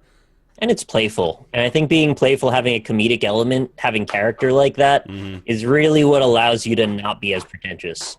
Yeah, definitely. In the interest of being self-aware, Inside is also up its own ass. Like, to the point of sometimes literally being up its own ass. Like, that is definitely like the ending of Inside. I was like, this is pretentious, and I liked it. So it's not like I just dislike pretension, but that's more of me being a hypocrite selectively. I don't even get where they were coming from with that game in particular. Like, how did that ending become the thing they chose to end that with? Not that this is the time or the place to have that discussion, but I don't know. Well, the other part of that is, like, Inside didn't set off as a pretentious game, you know? Like, I think from the onset, everything is like, this is going to blow your fucking mind, you know? So... Well, the premise is intrinsically sort of pretentious, yeah. Play as everything? What? And that can't be real. Like, to a degree, they actually do it, too, which is crazy. But, yeah. It's, man... I think you guys should check it out. I really do. It's quite the game. I'm pretty impressed with it. I don't think they'll like it, but I want them to see it. You may not like it, but I want you to play it because it's... When it hits PC, I will. Yeah. I'll check it out. Because I think it's worth playing, honestly, just to see what they've done with it. All right. That's everything currently on PS4. Coming to PC April 21st. You get to start on NieR. Yeah, all right. I can do that. I'm so mad. I didn't get a NieR code. God damn. All right, let's jump into NieR Automata, which I have been calling NieR Automata, and I don't think. Yeah, I was saying Automata too, and That's some what I was people too. like that's right, and then some people are like, no, that's totally wrong. You're an idiot. NieR Automata tells the story of androids. Yeah, that's better. 2B9S and A2 in their battle to reclaim the machine-driven dystopia overrun by powerful machines. See, it's so easy. I don't know why you guys struggle with describing games. All you got to do is read it off Steam. Oh. NieR Automata is the sequel to NieR, and I don't think any of us played NieR, but apparently that doesn't really matter. Played it for like 15 minutes. Okay, so you go. You got I have almost no knowledge of it. Yeah, the only thing I know about NieR is it's got a cult following because the story and world are cool, but the gameplay was garbage. Right, okay. So NieR Automata is the sequel. We don't know anything about the previous one, but this one it's set in a world where humanity has been expunged from the planet and they are holing up on the moon as robots from an alien race have come and take over Earth. And we are playing as androids who have been sent to Earth to attempt to reclaim that land and defeat the robot alien menace and reclaim it for the humans. There's a lot to swallow there, obviously, and let me attempt to throw in a little bit more into the mix by describing what you actually do in NieR Automata. Because when you start off, it is a mix between, let me try to list them all. You've got yourself, well, first of all, of course, it's an open world RPG first and foremost, but as the combat goes, you've got yourself, you got a shmup in there, definitely. You've got some side-scrolling shadow complex-ish elements mixed in. You got some over-the-top stuff. You got some twin-stick shooters mixed in there, too. Like, basically every kind of combat you could think of that would work within this setting and context is experimented with at some point within, like, the first 2 hours. Like, there's a ton of different ways that you engage in combat with the enemy, which was really exciting and really fun out of the gate. I thought I was going to be in love with this, actually, based on the first couple of hours, because I was really enjoying the way that it switched through, and it was really seamless, too. The way that you go from, like, open-world combat straight into side-scrolling, again, that Shadow Complex-esque sort of movement and combat through, like, just from one set piece to the other, it just sort of snaps into place, and it's really satisfying when it works. But other than that, well, I mean, there's quite a bit going on with this game. It's fairly complex, so I'll try to keep going, but feel free to jump in. We've got the chip system, which was one of the biggest perks to it that I don't know how much I like it, but let me try to describe what you got going on here. So you can change out your well, not your operating system. If you change out your operating system, you'll die. But you can change out the chipset that your AI utilizes. And you can change quite a bit, actually, from anything from like the HP gauge showing up on screen to your experience bar to your mini map. And then you can also, of course, add on additional damage. You can add on recovery bonuses. You can add on all sorts of things that you'll find throughout the course of the game. And you can make up to 3 customized chipsets.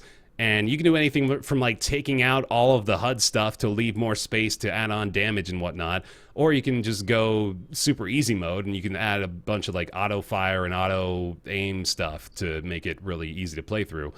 There's a lot of customization, a lot of different options there with the chipsets. However, that was one of the first issues I had, was that there's not a lot of reason to use most of them, I felt. At least early on. I heard that like as you go, the chips can tend to even get like a little overpowered. Like there's some chips that apparently are entirely game changing and are basically necessary. But as I was going along in the first 5 or 6 hours, like I really didn't find much that I was that interested in. Is like I didn't feel the need to change out my chips because I was like, this isn't really going to make a difference, right? Did you feel the same way or? I bought a couple stupidly from the vendors, and I found out that all the ones you buy from vendors have the maximum slot fullness. So they were 11 slot chips. Yeah. So basically I wasted my money because that's like half of your inventory space. Right. Or but if you find them in the wild, they don't take that. They could take 1 or 2 slots instead, which is pretty reasonable. But, like, I wish I'd noticed that. Like, they tell you that, but I didn't know to look for it until after I bought one. I guess I could resell it as well. Right. But yeah, I agree. The chips are set sort of in a way that the scope of them changes throughout the course of the game. As you get further into it, you get more powerful ones, but at the beginning, they're pretty minor. Yeah. So there's the whole chips system that you got going there. You can also equip different weapon sets as well. So you've got 2 hands, of course. You can wield 2 weapons at the same time, and you can switch the hand that you're holding the weapon with. You can adjust your combos based on that. The combat is really solid, actually, probably one of my favorite parts of the game, where it more or less requires you to use every single button, which is rare in not just the rarity of the existence of that, but also the rarity of the existence of doing that well. And I think NieR has done pretty good utilizing the PS4 controller, at least, because like it's pretty satisfying to figure out all of the different individual elements of combat and then put them together fluidly. For example, you've got your what's the word I'm looking for? Your weak attack, and then you've got your strong attack with your square and your triangle buttons. And then you've got your shoulder buttons that all do things that are useful within combat. You've got, of course, your aiming with your L2 button. You've got the L1, which is kind of a powerful shot from your little bot buddy.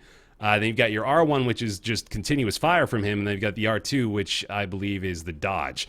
So you're using all those things actively throughout combat while also using your face buttons for the weak attacks and for jumping and whatnot. So it does a really good job of making combat interesting. However, most of the little like small fry enemies, you don't really have to change it up all that much. You can kind of just wail on them Kingdom Hearts style, and that gets the job done more or less. But when you're fighting the bosses, that's definitely where it shines. Like every boss fight has been really exciting. All right, I'll jump in and say that my favorite thing so far has been exclusively the combat and the OST. Like, I was coming into this in a sort of a different spot because, well, I love Bayonetta, personally. Platinum Games, I pretty much just... They're one of the few developers I mostly trust. I know they've had a couple missteps with Korra and the TMNT game and such, but I generally believe that when it comes to character action games, they're pretty much on point. I did play enough of the first NieR to know that this is a game that's, like, pretty odd, and not odd necessarily in a way that I'm always good with. Like, it's odd in like a very niche sci-fi kind of way that you have to pay a ton of attention to the lore, and like it doesn't it's not accessible, I guess is what I'm trying to say.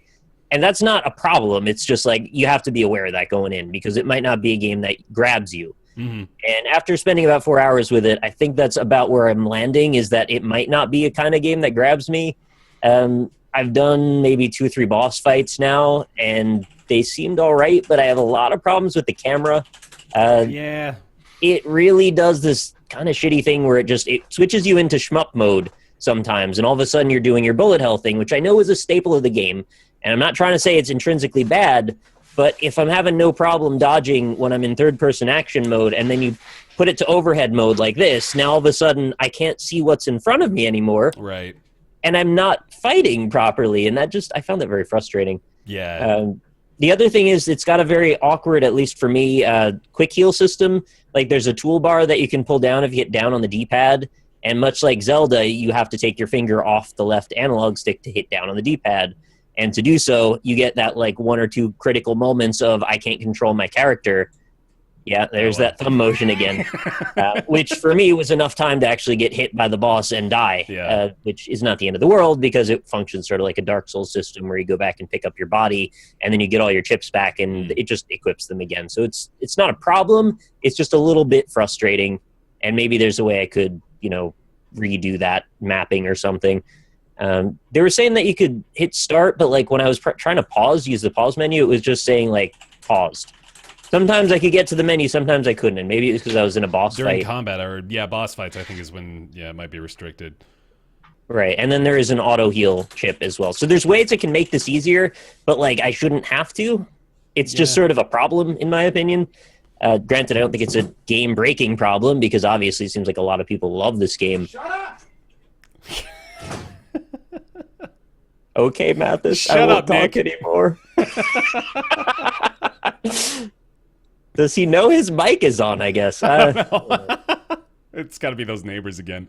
I guess so. Yeah, I definitely echo the camera thing because there are particularly instances, like I think there was one boss fight that you might have even been referencing with that over the top camera switch where it feels like you're locked in to this very narrow perspective for some reason. So tiny. Yeah, it's like 1/10 the size you could normally see. And it's so like you want to move it around, but it won't let you. And like, why? Come on, I gotta see this stuff. But yeah, it's weird in those instances. But like I said, like when it works, as far as its ability to change perspective rapidly and really change the gameplay, like I am impressed by that. In the instances where it's been successful. Yeah. I think you're right in that it's got to hook you with the story. They've got some really crazy, just over the top nonsense that's going on with like the fucking.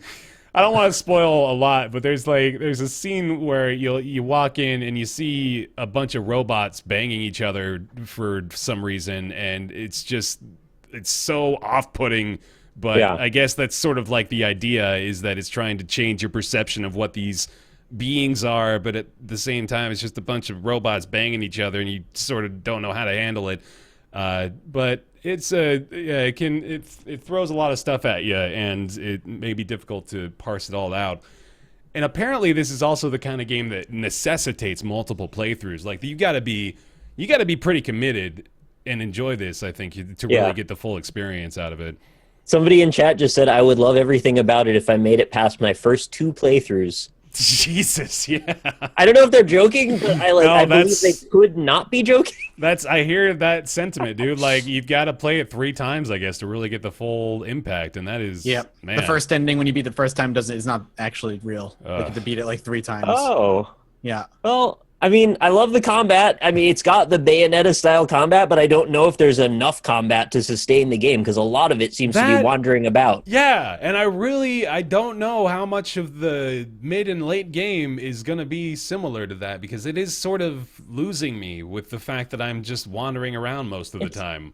It's an open-world game that sort of punishes you for exploring. Like, I don't know if this makes sense, very but constricted too. There's a lot of like invisible walls. It's levels, so you're not going out into an open world to explore. There are very, very clearly set boundaries, and you are limited to where you can go. And I found the invisible walls to be incredibly egregious and frustrating because they show you this big, vast looking landscape, but everywhere that looks like a place you can walk into is just wall. It's just blocked, yeah. And it looks like you can walk through it, like it'll be an open wall with a door, and you just can't go through the door. Yeah, which is especially... It makes me feel like it's a PS2 game. Like, why is this like this? Yeah, like, it's especially frustrating because it's not like that everywhere. Like, there are points where you think to yourself, I bet I could get up there, and you can. I mean, you can, like, scale buildings and get up to secret places, but that's not the case everywhere, which is kind of disappointing. But And this is what I was talking about. I was just streaming this earlier today, and I think consistency in the language of this game is its biggest issue. Whether that be the way the camera controls and just in generally the controls work, or the visual language of the landscapes and what you can and can't do, it's a bit too variable, and it's a bit too like instanced in various places. yeah, I want sort of a universal understanding of what my character is capable of, and they kind of change and morph that perception as you go from one place to another. I don't like that so much. yeah, it's disappointing me a little bit, just because like I was totally on board 2 hours in, you know, like going through Right. that massive action sequence at the start is like, this is badass. I feel awesome switching through all these different perspectives and using all of the buttons and getting to be more familiar with actual combat. And now I've just been doing fetch quests for an hour and a half, and I don't know where it fixes Right. to end, because I feel like every time I deliver something to someone, 3 more people have a parcel that they'd like to give me that I can hand off later on, and I'm tired of having to open say world yes to side things. missions. Yeah, exactly. Like it doesn't do a lot of unique stuff there for as much uniqueness as there is elsewhere. And I'm not really sure I get the criticism that's like, well, if you don't get it in X amount of hours, you should just keep playing. It's like, well, how long until I have fun? Like, Yeah. is it not the same game later on too? And apparently it changes so drastically it's not. Yeah, so it's So like that also is inconsistent. I really like. I want to like it, but I I don't do think I too. do. I can't get past these bits. But I see why the fans of this are eating it up, certainly. But I guess if you die in the tutorial, it's an ending. yeah. I hear that's awesome. Mm-hmm. You just Yeah, I straight read up people were lose. very frustrated because there's no save point for like the first hour or so. So if you play it on the hardest difficulty, like, and you die, you just lose all the progress. Yep. Oh damn. Which That's the can be hardest pretty difficulty, frustrating though. if you're trying to get started there. Yeah. Probably don't play on hard though. If you need that. I have decided I'm going to play this. I'm gonna try it too. Kate played it, right? I'm reading the Steam reviews. Yeah, Kate's played a bunch of it and she really likes it. But Okay, mhm. I'm reading the Steam reviews. This game is like if Hideo Kojima smoked weed and tried to make Final Fantasy. That's some pretty good. Oh yeah, I kind of get that actually. Yeah, wow. It's apt. That actually makes a lot of sense based on what I played. There are some reviews that make me wonder because I don't quite yet know what kind of game it is. Is it a character action game with RPG elements It's and a largely- batshit crazy story? It's mostly no, it's like mostly about the story. The But it's a characters- character action game, though. Yeah, It's got like, I wish it was more of that than it is, because most of it so far is open world RPG. and a lot of like vague. You don't understand why you're doing this, but you're doing this, and you're like hurting things that don't want to be hurt and aren't fighting you, and but you're doing it anyway because you have a reason, but they don't tell you. Yeah. This is See, I feel this like, review frightens me, where it says, this game is the most special game I've ever played, ironically recommended by a trustworthy lady. There's a lot to unpack in that sentence Yeah. that makes me wonder if I'm part of the target audience for this. But I feel like maybe this is another gateway for me to get into anime. In the sense that, you know, right now chat's over here in the anime and I'm over here, and the Venn diagram touches with one point that is spirited away. Huh. And I haven't gotten it. But I'm looking at this and I'm like, it's weird, and it's a video game, and it's got like sci-fi elements, and the praise is relatively high. I'm like, I'm interested. It's pretty anime too. I definitely That is not what I expected you to take away from that. You realize that's going to fundamentally change how we interact if you get into anime. I don't see myself watching like, you know, Love Hina or something like that. I but don't either. you know, I'm looking at this and I'm like, maybe this is anime that I can get behind. Will you watch One Punch Man? Just do it, Oh, absolutely not.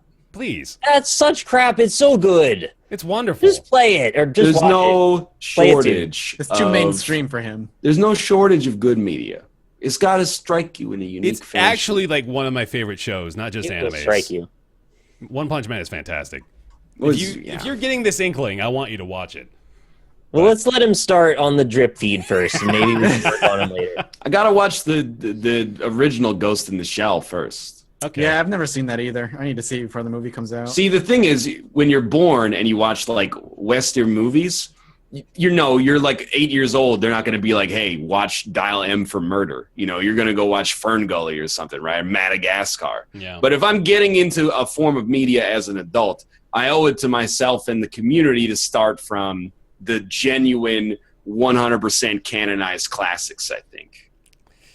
Okay. I have that opportunity. I just like pretending that you were the character in One Punch Man. See, that's another reason that it's very Undertale. Extremely it Undertale works voice. though. Like you just could have been that guy. The other thing, okay, Chad is also saying it's a parody of mainstream anime, so I wouldn't even understand it at this point. It's just a parody of like a lot of like anime. It's like, a parody of the just tropes. overpowered. Yeah, like it's a parody Dragon of the Ball tropes Z. of anime that you would probably be familiar with having not watched a lot of anime. Yeah, it parodies like Dragon Ball Z, which is like all about these buff dudes who are just too powerful and always beat the bad guy. It's about One Punch Man is about a hero who literally can just punch someone and they die and he just wins and he's like bored with life. But I feel it's like telling somebody, yeah, like the second movie you should watch is Airplane. You got to have like Maybe. a foundation for what it's referencing. Anyway, Watch Titan. Watch Attack whatever on you Titan. want to watch. I think I'm gonna play NieR Automata. I'm not. I'm definitely Play gonna try NieR Automata. I have it. Automata? It's installed. Automata. I just haven't clicked that button yet. You say automata, I say automato. Yeah. And then maybe, well, like Mathis, you're one step ahead of me. You've already gone through Danganronpa, so I never finished it. That game is too long. Put I on understand blast. that. Well, I got like I played like 10 hours of it, and then people are like, "You're not even halfway through," and I'm like, "I'm done. I'm done with this game. I'm not gonna go through it. The mystery isn't enough for me to care." No, I got 13 hours into it. 13. I want to say regarding NieR that I have a feeling I'm probably going to play it quietly over the course of the next 3 months, like for 2 hours at a time. Yeah. And maybe at some point I'll come back to it and be like, you know what? I eat my words. I was wrong. But at the beginning, it's a bit slow and a bit obtuse. And that might just be the wall that's stopping me. But again, the combat is satisfying and I like the chip system. So there's a chance that I'll like it. It's not grabbing me as hard as it needed to grab me to be like, I'm all in, which I know a lot of people have been about that. I think you and I have like basically the exact same opinion about it. And Right. I got probably like 5 hours in. I don't know how much you got, but it's about Yeah, that something point like that. where I don't know if I want to I keep beat going. the boss of Disney World, basically. Yep, I remember that. And that is another point I wanted to make too, is that this is unfortunately one of those games where I think it's probably a little impossible to have a pretty valid opinion on it without putting maybe 30 or 40 hours in, because it seems like it does change up quite a bit over the course of the experience, but yeah, we can't do that, unfortunately, for Not most yet, games. anyway. Yeah. Okay, cool. But yeah, anyway, that's NieR Automata. It's currently out on PC, $60. Also available on PS4, and I think it's only on PS4, right? PS4 and PC. That's it. Yeah. Okay. Cool. It's like such a hard one to say. Do you recommend this or not? Because Yeah. some people I've been seeing in chat are like, I'm so ready to buy this, and some people are like, I am repulsed by this. It's like I don't know how to tell you. It's Duality of chat. thumbs up, thumbs down. I don't just want to cop out and say if you like this kind of thing, then you should get it, because obviously. Well, I love this kind of thing. I'm all in on Bayonetta, but this was like not all the way for me. So Yeah. it's tough. Yeah, it is. It's a tough recommendation. Watch a Let's Play for an hour or two, or get a trial on your friend's version or something. I think it's like. Well, there's a demo, right? Like, Oh, is there? Oh yeah, there was a demo. Is it still available though? I don't know if there's a PC demo. I know if the there's a demo on Steam PS4 demo. is what got so many people into it. Yeah, So there's definitely a demo on PS4 There's that. that. might not exist anymore, but there was for sure. Yeah, there we go. NieR Automata. I had one more thing I want to say. I totally forgot though. oh well. Oh well. All right. Oh well. There we go. You know what? I am going to.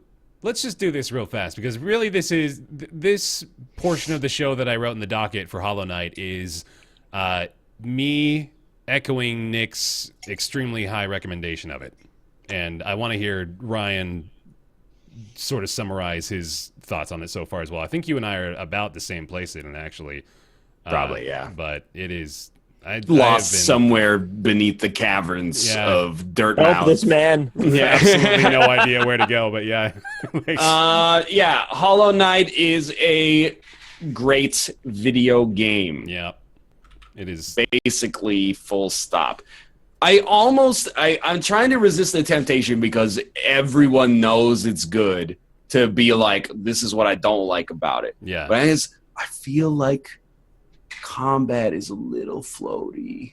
And like when I'm in combat with an enemy, I don't feel like I'm locked in combat. I feel like sometimes I'm like fighting against the environment as much as I'm fighting against the enemy. However, that's really like this much of the overall enjoyment is compromised by that. Yeah, it is. I just wish that the combat felt a little tighter, but that's it.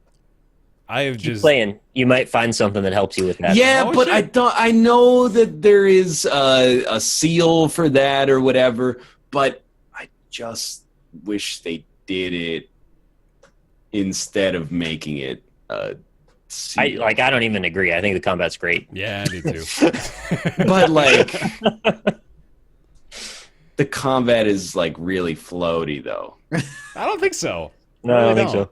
I felt but pretty tight the it- whole time. Is the thing. Like I wish there was like basically I wish there was a built-in lock on. I wish that if you click the right stick, it goes like you're fighting this guy, and then all of your movement is sort of contextualized around fighting that guy.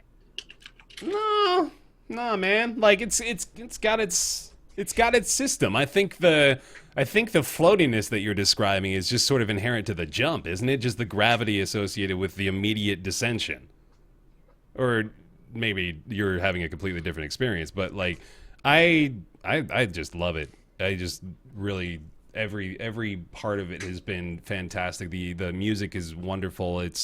The Metroidvania elements are done extraordinarily well, including like the teasing of certain areas over time. You know, like they pace that out extremely well to the point where I don't even feel I'm doing like I don't even feel I have to try really hard to just sort of progress. You know, like I often get caught in the loop of there's a correct way to proceed and I need to do X, Y, and Z. Yeah. But Hollow Knight is extremely exploratory, and I'm really enjoying that. Can I dovetail off that point really quickly? I just want to say that I think what makes Hollow Knight kind of a couple of points above the average Metroidvania and into sort of the masterful category is that they've done such a good job of contextualizing the level design to teach you so many elements throughout the game that you don't even know you're being tutorialized to. It just happens seamlessly throughout. These developers seriously knew what they were doing when it comes to how you move through this space. And I have so much respect for how they put the game together, and I'm still like so happy to gush about Hollow Knight. Yeah, even though I finished it 2 weeks ago. Respect for the player too is important. Like the respect that comes with assuming who is the person who is playing this is going to be able to figure out what they need to do. And you know, like there's a lot of hand holding that happens these days, and even weirdly enough, in the game Everything, I felt like my hand was being held a little too often. Like they were popping up with little messages like, "Hey, you can dance, you know. Don't forget about this," or "Hey, don't forget you can do this weird little thing." He just wanted to let you know. That's a weird example, obviously, but I'm just saying, like in general, there's a lot of that going on in games still. And Hollow Knight is an excellent example, a master class probably of instructing the player as you go without direct instruction. I think the best thing about it is on the design level. Like, it does a great job of like instilling the player with a feeling of wonder. Like especially when you're just getting introduced to a new area, it raises like a lot of questions very quickly about, oh, what's this area that I'm going into? Oh, there's like a carcass of an enemy that I've never seen before. And then there's a new enemy type. And, you know, well, this enemy type has armor. That's weird. Previously, I was fighting a bunch of mushrooms. And then, you know, they do a really good job with the atmosphere in the game in particular. Definitely. But yeah, that was all. I just want to make sure everybody is aware of the fact that Hollow Knight's fucking awesome. Yeah, that'll do. If you needed it to be said, because apparently Ryan did, it's Dark Souls. I am amazed. Maybe it's not. Maybe it's like a Rushmore thing. You know, she was my Rushmore. Like maybe this is my Dark Souls in 2D. But people are like, it's not Dark Souls. It's actually Dark Souls. Is That's this the like? clever bits of Dark Souls. I agree. Yes. I'm actually to the point where I'm like, either I'm crazy or it's like a Fight Club thing, where at the end of the game, it's like, don't tell anybody else it's Dark Souls because it's really fun to discover that for yourself. Yeah. But it is so much, not to be rude, but so much better of a 2D Dark Souls than Salt and Sanctuary is. Oh, Salt and Sanctuary. Salt and Sanctuary is like copying Dark Souls 1-to-1 and making it 2D. And Hollow Knight is like they've learned lessons from Dark Souls and then implemented those into the game design of their Metroidvania. Definitely. I just wanted to grab anybody that's like, oh, I'm a really big Dark Souls fan, but this doesn't appeal to me. Like, maybe you might be surprised. I guess it depends what you like about Dark Souls, but if you like sort of the like, I think you actually hit the nail on the head, like the teaching without actually telling you what you're being taught and discovering the world for yourself and kind of getting more into the tone of the game as opposed to, you know, a big bug comes out and goes like, well, thousands of years ago, this used to be a, you know, blah, blah, blah. Like the fact that it's much more told through atmospheric things that you find throughout the game. You find a shrine that says something cryptic and you try to fit it into like what you know about the world around you and draw a conclusion from that. They even subvert some of the traditional tropes in Metroidvanias a little bit. There isn't just the usual stack of power-ups, although there are many of them. The way you move through the world isn't quite so straightforward that you go, oh, I see that, and I know how to overcome that because I've played Super Metroid. Something like that, right? Like, there are some times that'll work, but usually you've kind of just got to figure it out on your own, and the way you get to a lot of the power-ups isn't necessarily obvious. So the exploration is at first and foremost, and once you know where everything is, speedrunning becomes the next possibility. And I think I could possibly go back and maybe see how quickly I could beat the game. I'm kind of curious. Yeah, I didn't even think about that, but yeah, I could certainly see myself wanting to speedrun that a time or two. I only wish it was longer. And it's like 40 hours long. Yeah, it's pretty big, too. Something. All right, cool. There we go. So yeah, Hollow Knight's fucking awesome. Check it out. Elise is obsessed with it. Like, this only happens with the select few games with her. She got so into it. Yeah, once she latches onto a game like this, it's just like she's got her teeth sunk deep. She knows everything about it. Yeah, there you go. Hollow Knight. Good stuff. And that is going to take us into everybody's favorite segment. It's Ask Roundtable. That's the segment where Mathis coughs to introduce it. It is the weekly segment out of nowhere. where you send your questions to roundtableyt@gmail.com. We do our best to answer them. This week's question comes from Ryan. Let me pull this up Hey, real quick. Bear, what kind of underwear do you wear? Either way, it's got poop stains in it, probably. Oh, you got You me. stinky bear. I'm wearing boxers with hearts on them. Or no, they're lips. Sorry, they're lips. Yeah. Ryan says, hey guys, first off, love the show and keep up with great work. Thanks, buddy. I'll jump right into it. I've recently been playing through the FFX HD remaster. It was my first Final Fantasy years ago. When it came on the PC, I knew I had to get it. Been mostly enjoying it, but it's not as good as I remember, and binge playing it has made the number of cutscenes slowly grind on my experience. I hear that. But as much as I'm still enjoying it, it reminds me of when I thought Oblivion a few years ago and found that it wasn't as good as my first time playing it either. So, with that in mind, what is your experience with nostalgia goggles and actually going back to play games once again? Have you got ones that were worse than you remember, or ones that were as good or better? He's also got a suggestion for Nick's Weird Games theme song. He wants a version of 1 Week by the Bare Naked Ladies. You got that? Have we not done that one? I don't think We might have done that one, yeah. Maybe we have. It's so lyrically dense. Yeah, agreed. I've got the theme song on backup if you want to Yeah, no, have a fallout, but... you guys answer this. I'm going to open up Notepad. All right, sounds good. So the nostalgia goggles, I think this is definitely a Mathis-suited question with Judge Mathis. Funny you say that. Yeah. No, it's a little self-promo. It's the 1-year anniversary of Judge Mathis today. Wait, seriously? What? Yeah, been a year since I've been doing it. It's crazy. Dude, I that know. feels like it flew by. Wow. It did feel like it flew by. It's crazy that it's been that way. Congrats, that's cool. Thanks, I appreciate it. And that channel is built around reviewing old games that I either have nostalgia for or I've never played but are considered like really good.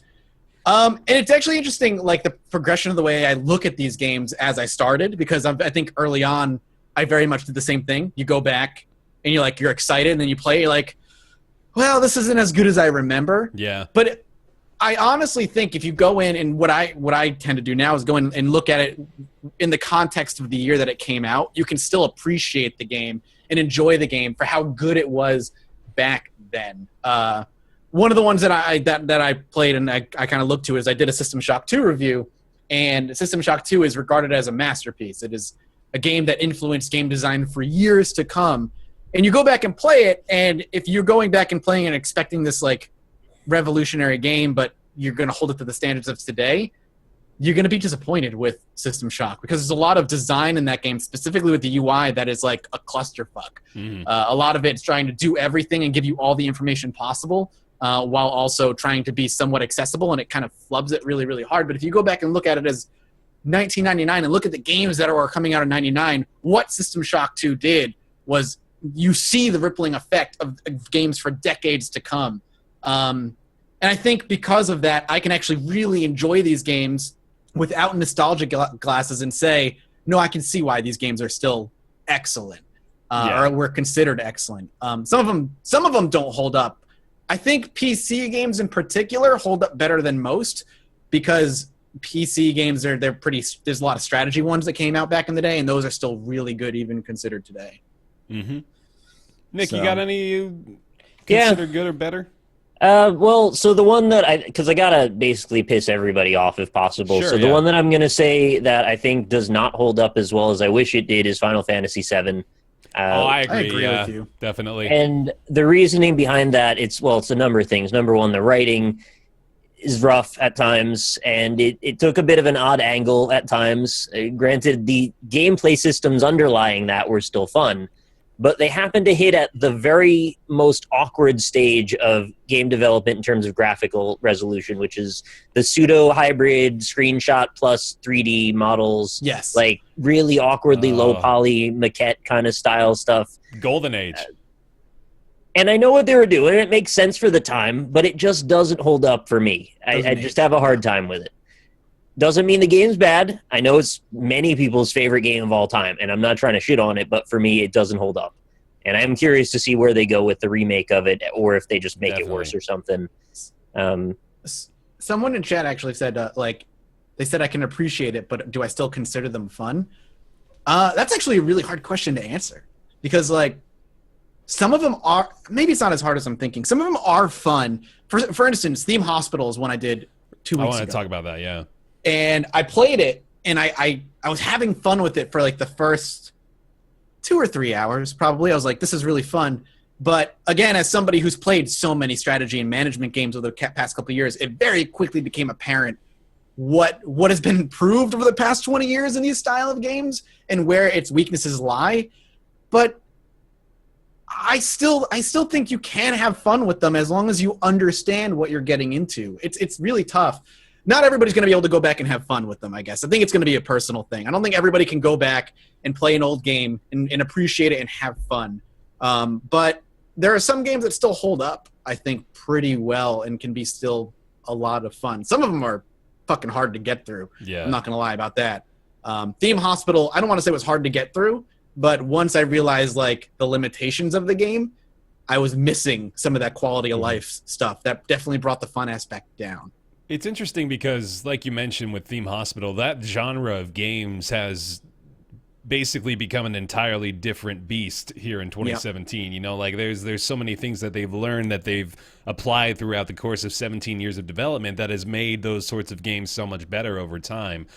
But there's also genres like the first-person shooter, which really have not changed that fundamentally over the course of 15 or 20 years. You know, once that genre was created, it was more or less set in stone. I can go back and play Halo 1 on the PC and probably not really feel like it's that dated, you know? I'm playing... It'll just be a little ugly. Yeah, it'll look smeary and kind of like low res, but exactly. Yeah. But it'll be basically the same experience as something like that's a bit of an overstatement, but it's pretty similar to an FPS game that you'd play in 2017, right? But Yeah, it definitely depends on the style, I think, because there are game genres that have just changed so dramatically over the course of these last 15 years where you're not going to play something even close to what you'd be playing now. Mm-hmm. Yeah, agreed. Like it's weird because Theme Hospital is like my go-to of like, man, this genre has fucking evolved so much. Right. But another Bullfrog game that I did a review on, Dungeon Keeper, I think aged even better than Theme Hospital because that theme and the way that game plays, it's still a management game, but its mechanics are still so unique to Dungeon Keeper, and we don't get to see that very much. It still holds up. It holds up, in my opinion, more better than Theme Hospital because there's a freedom in it that allows you to build your dungeon the way you want, where Theme Hospital locks you into these buildings and you can't expand the way you want. Mm-hmm. So in that regard, Dungeon Keeper, I think, is still a better game, though it still falls into the same time that the games came out, and it still falls into the same genre, I guess, that it came out. So you can directly kind of compare similar games from the 90s and say, well, I wish these aspects were in this one. It would have made it more fun. Yeah. It's just, there's a lot to take into account when you go back and play old games. You have to be in the right mindset to appreciate some of them. Mm-hmm.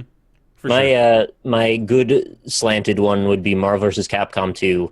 I still think that's like one of the epitome of the most chaotic wild fighters and done really well across pretty much everything except for the freaking character select screen's music. And the interface is a bit ugly because it's trying to be bombastic and over the top, but who cares? That's just a stylistic decision. They hit the sweet spot of having really nice, like relatively low res but well animated 2D sprites on top of 3D animated backgrounds. And they did it in a way that they actually pulled it off.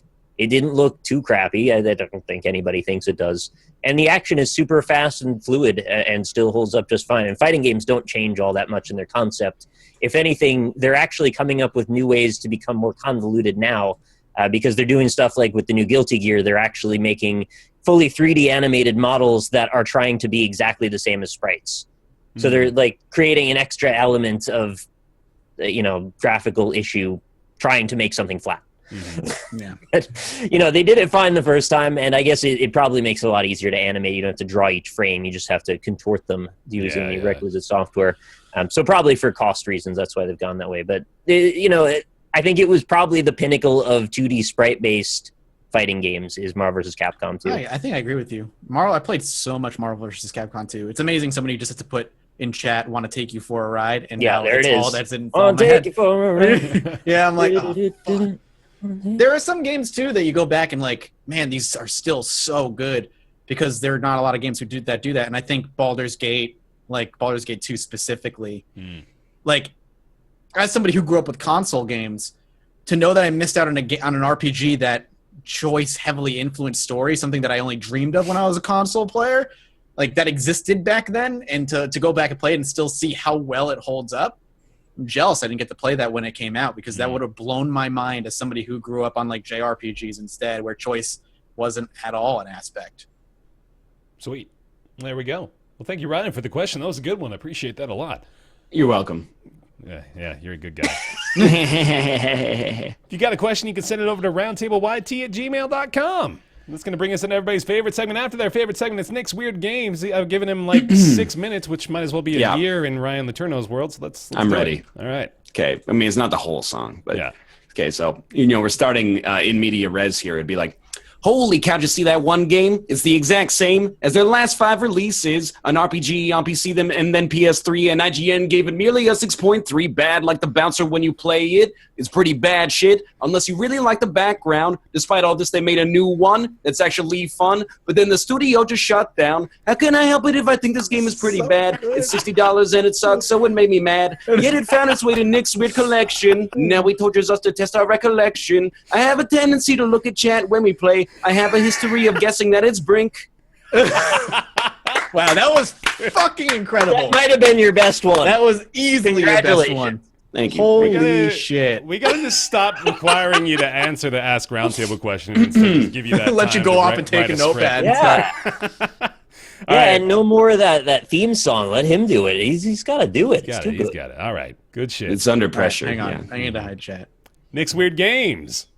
Okay. Let's do it. Let's do it. So good. That was so good. All right, if you're not familiar, Nick's Weird Games is the little thing we do where I pick a game from my collection and everybody tries to guess it based on the hints that I give. Today's game is developed for Xbox and Microsoft Windows. Okay. I can't tell you who the developer is because it would give away something about it, but I can tell you that the North American publisher was Kemco and the European one was THQ. It was released in North America in 2004, and it is functionally a combat flight simulator, but it's sort of a hybrid in a couple of ways. Okay. I'm going to lean back and ponder. Yeah, I feel like I probably ended up I played a lot of flight. So games. let that breathe for a second. You fight in the Proteus Islands in a futuristic world where countries' borders no longer exist, and Earth is controlled by a number of mega corporations, notably the DST, Is this as well as Proteus and Lobos Robotics. Is this I think I have a few in my mind. I can't think of the name of it now. It's like an anime game. Fuck. Wonder if chat got it already. No, actually, they haven't gotten it yet. Wow. Okay, keep it going then. I picture this giant, colorful anime game that's cell Chat shaded. has it now. Oh, shit.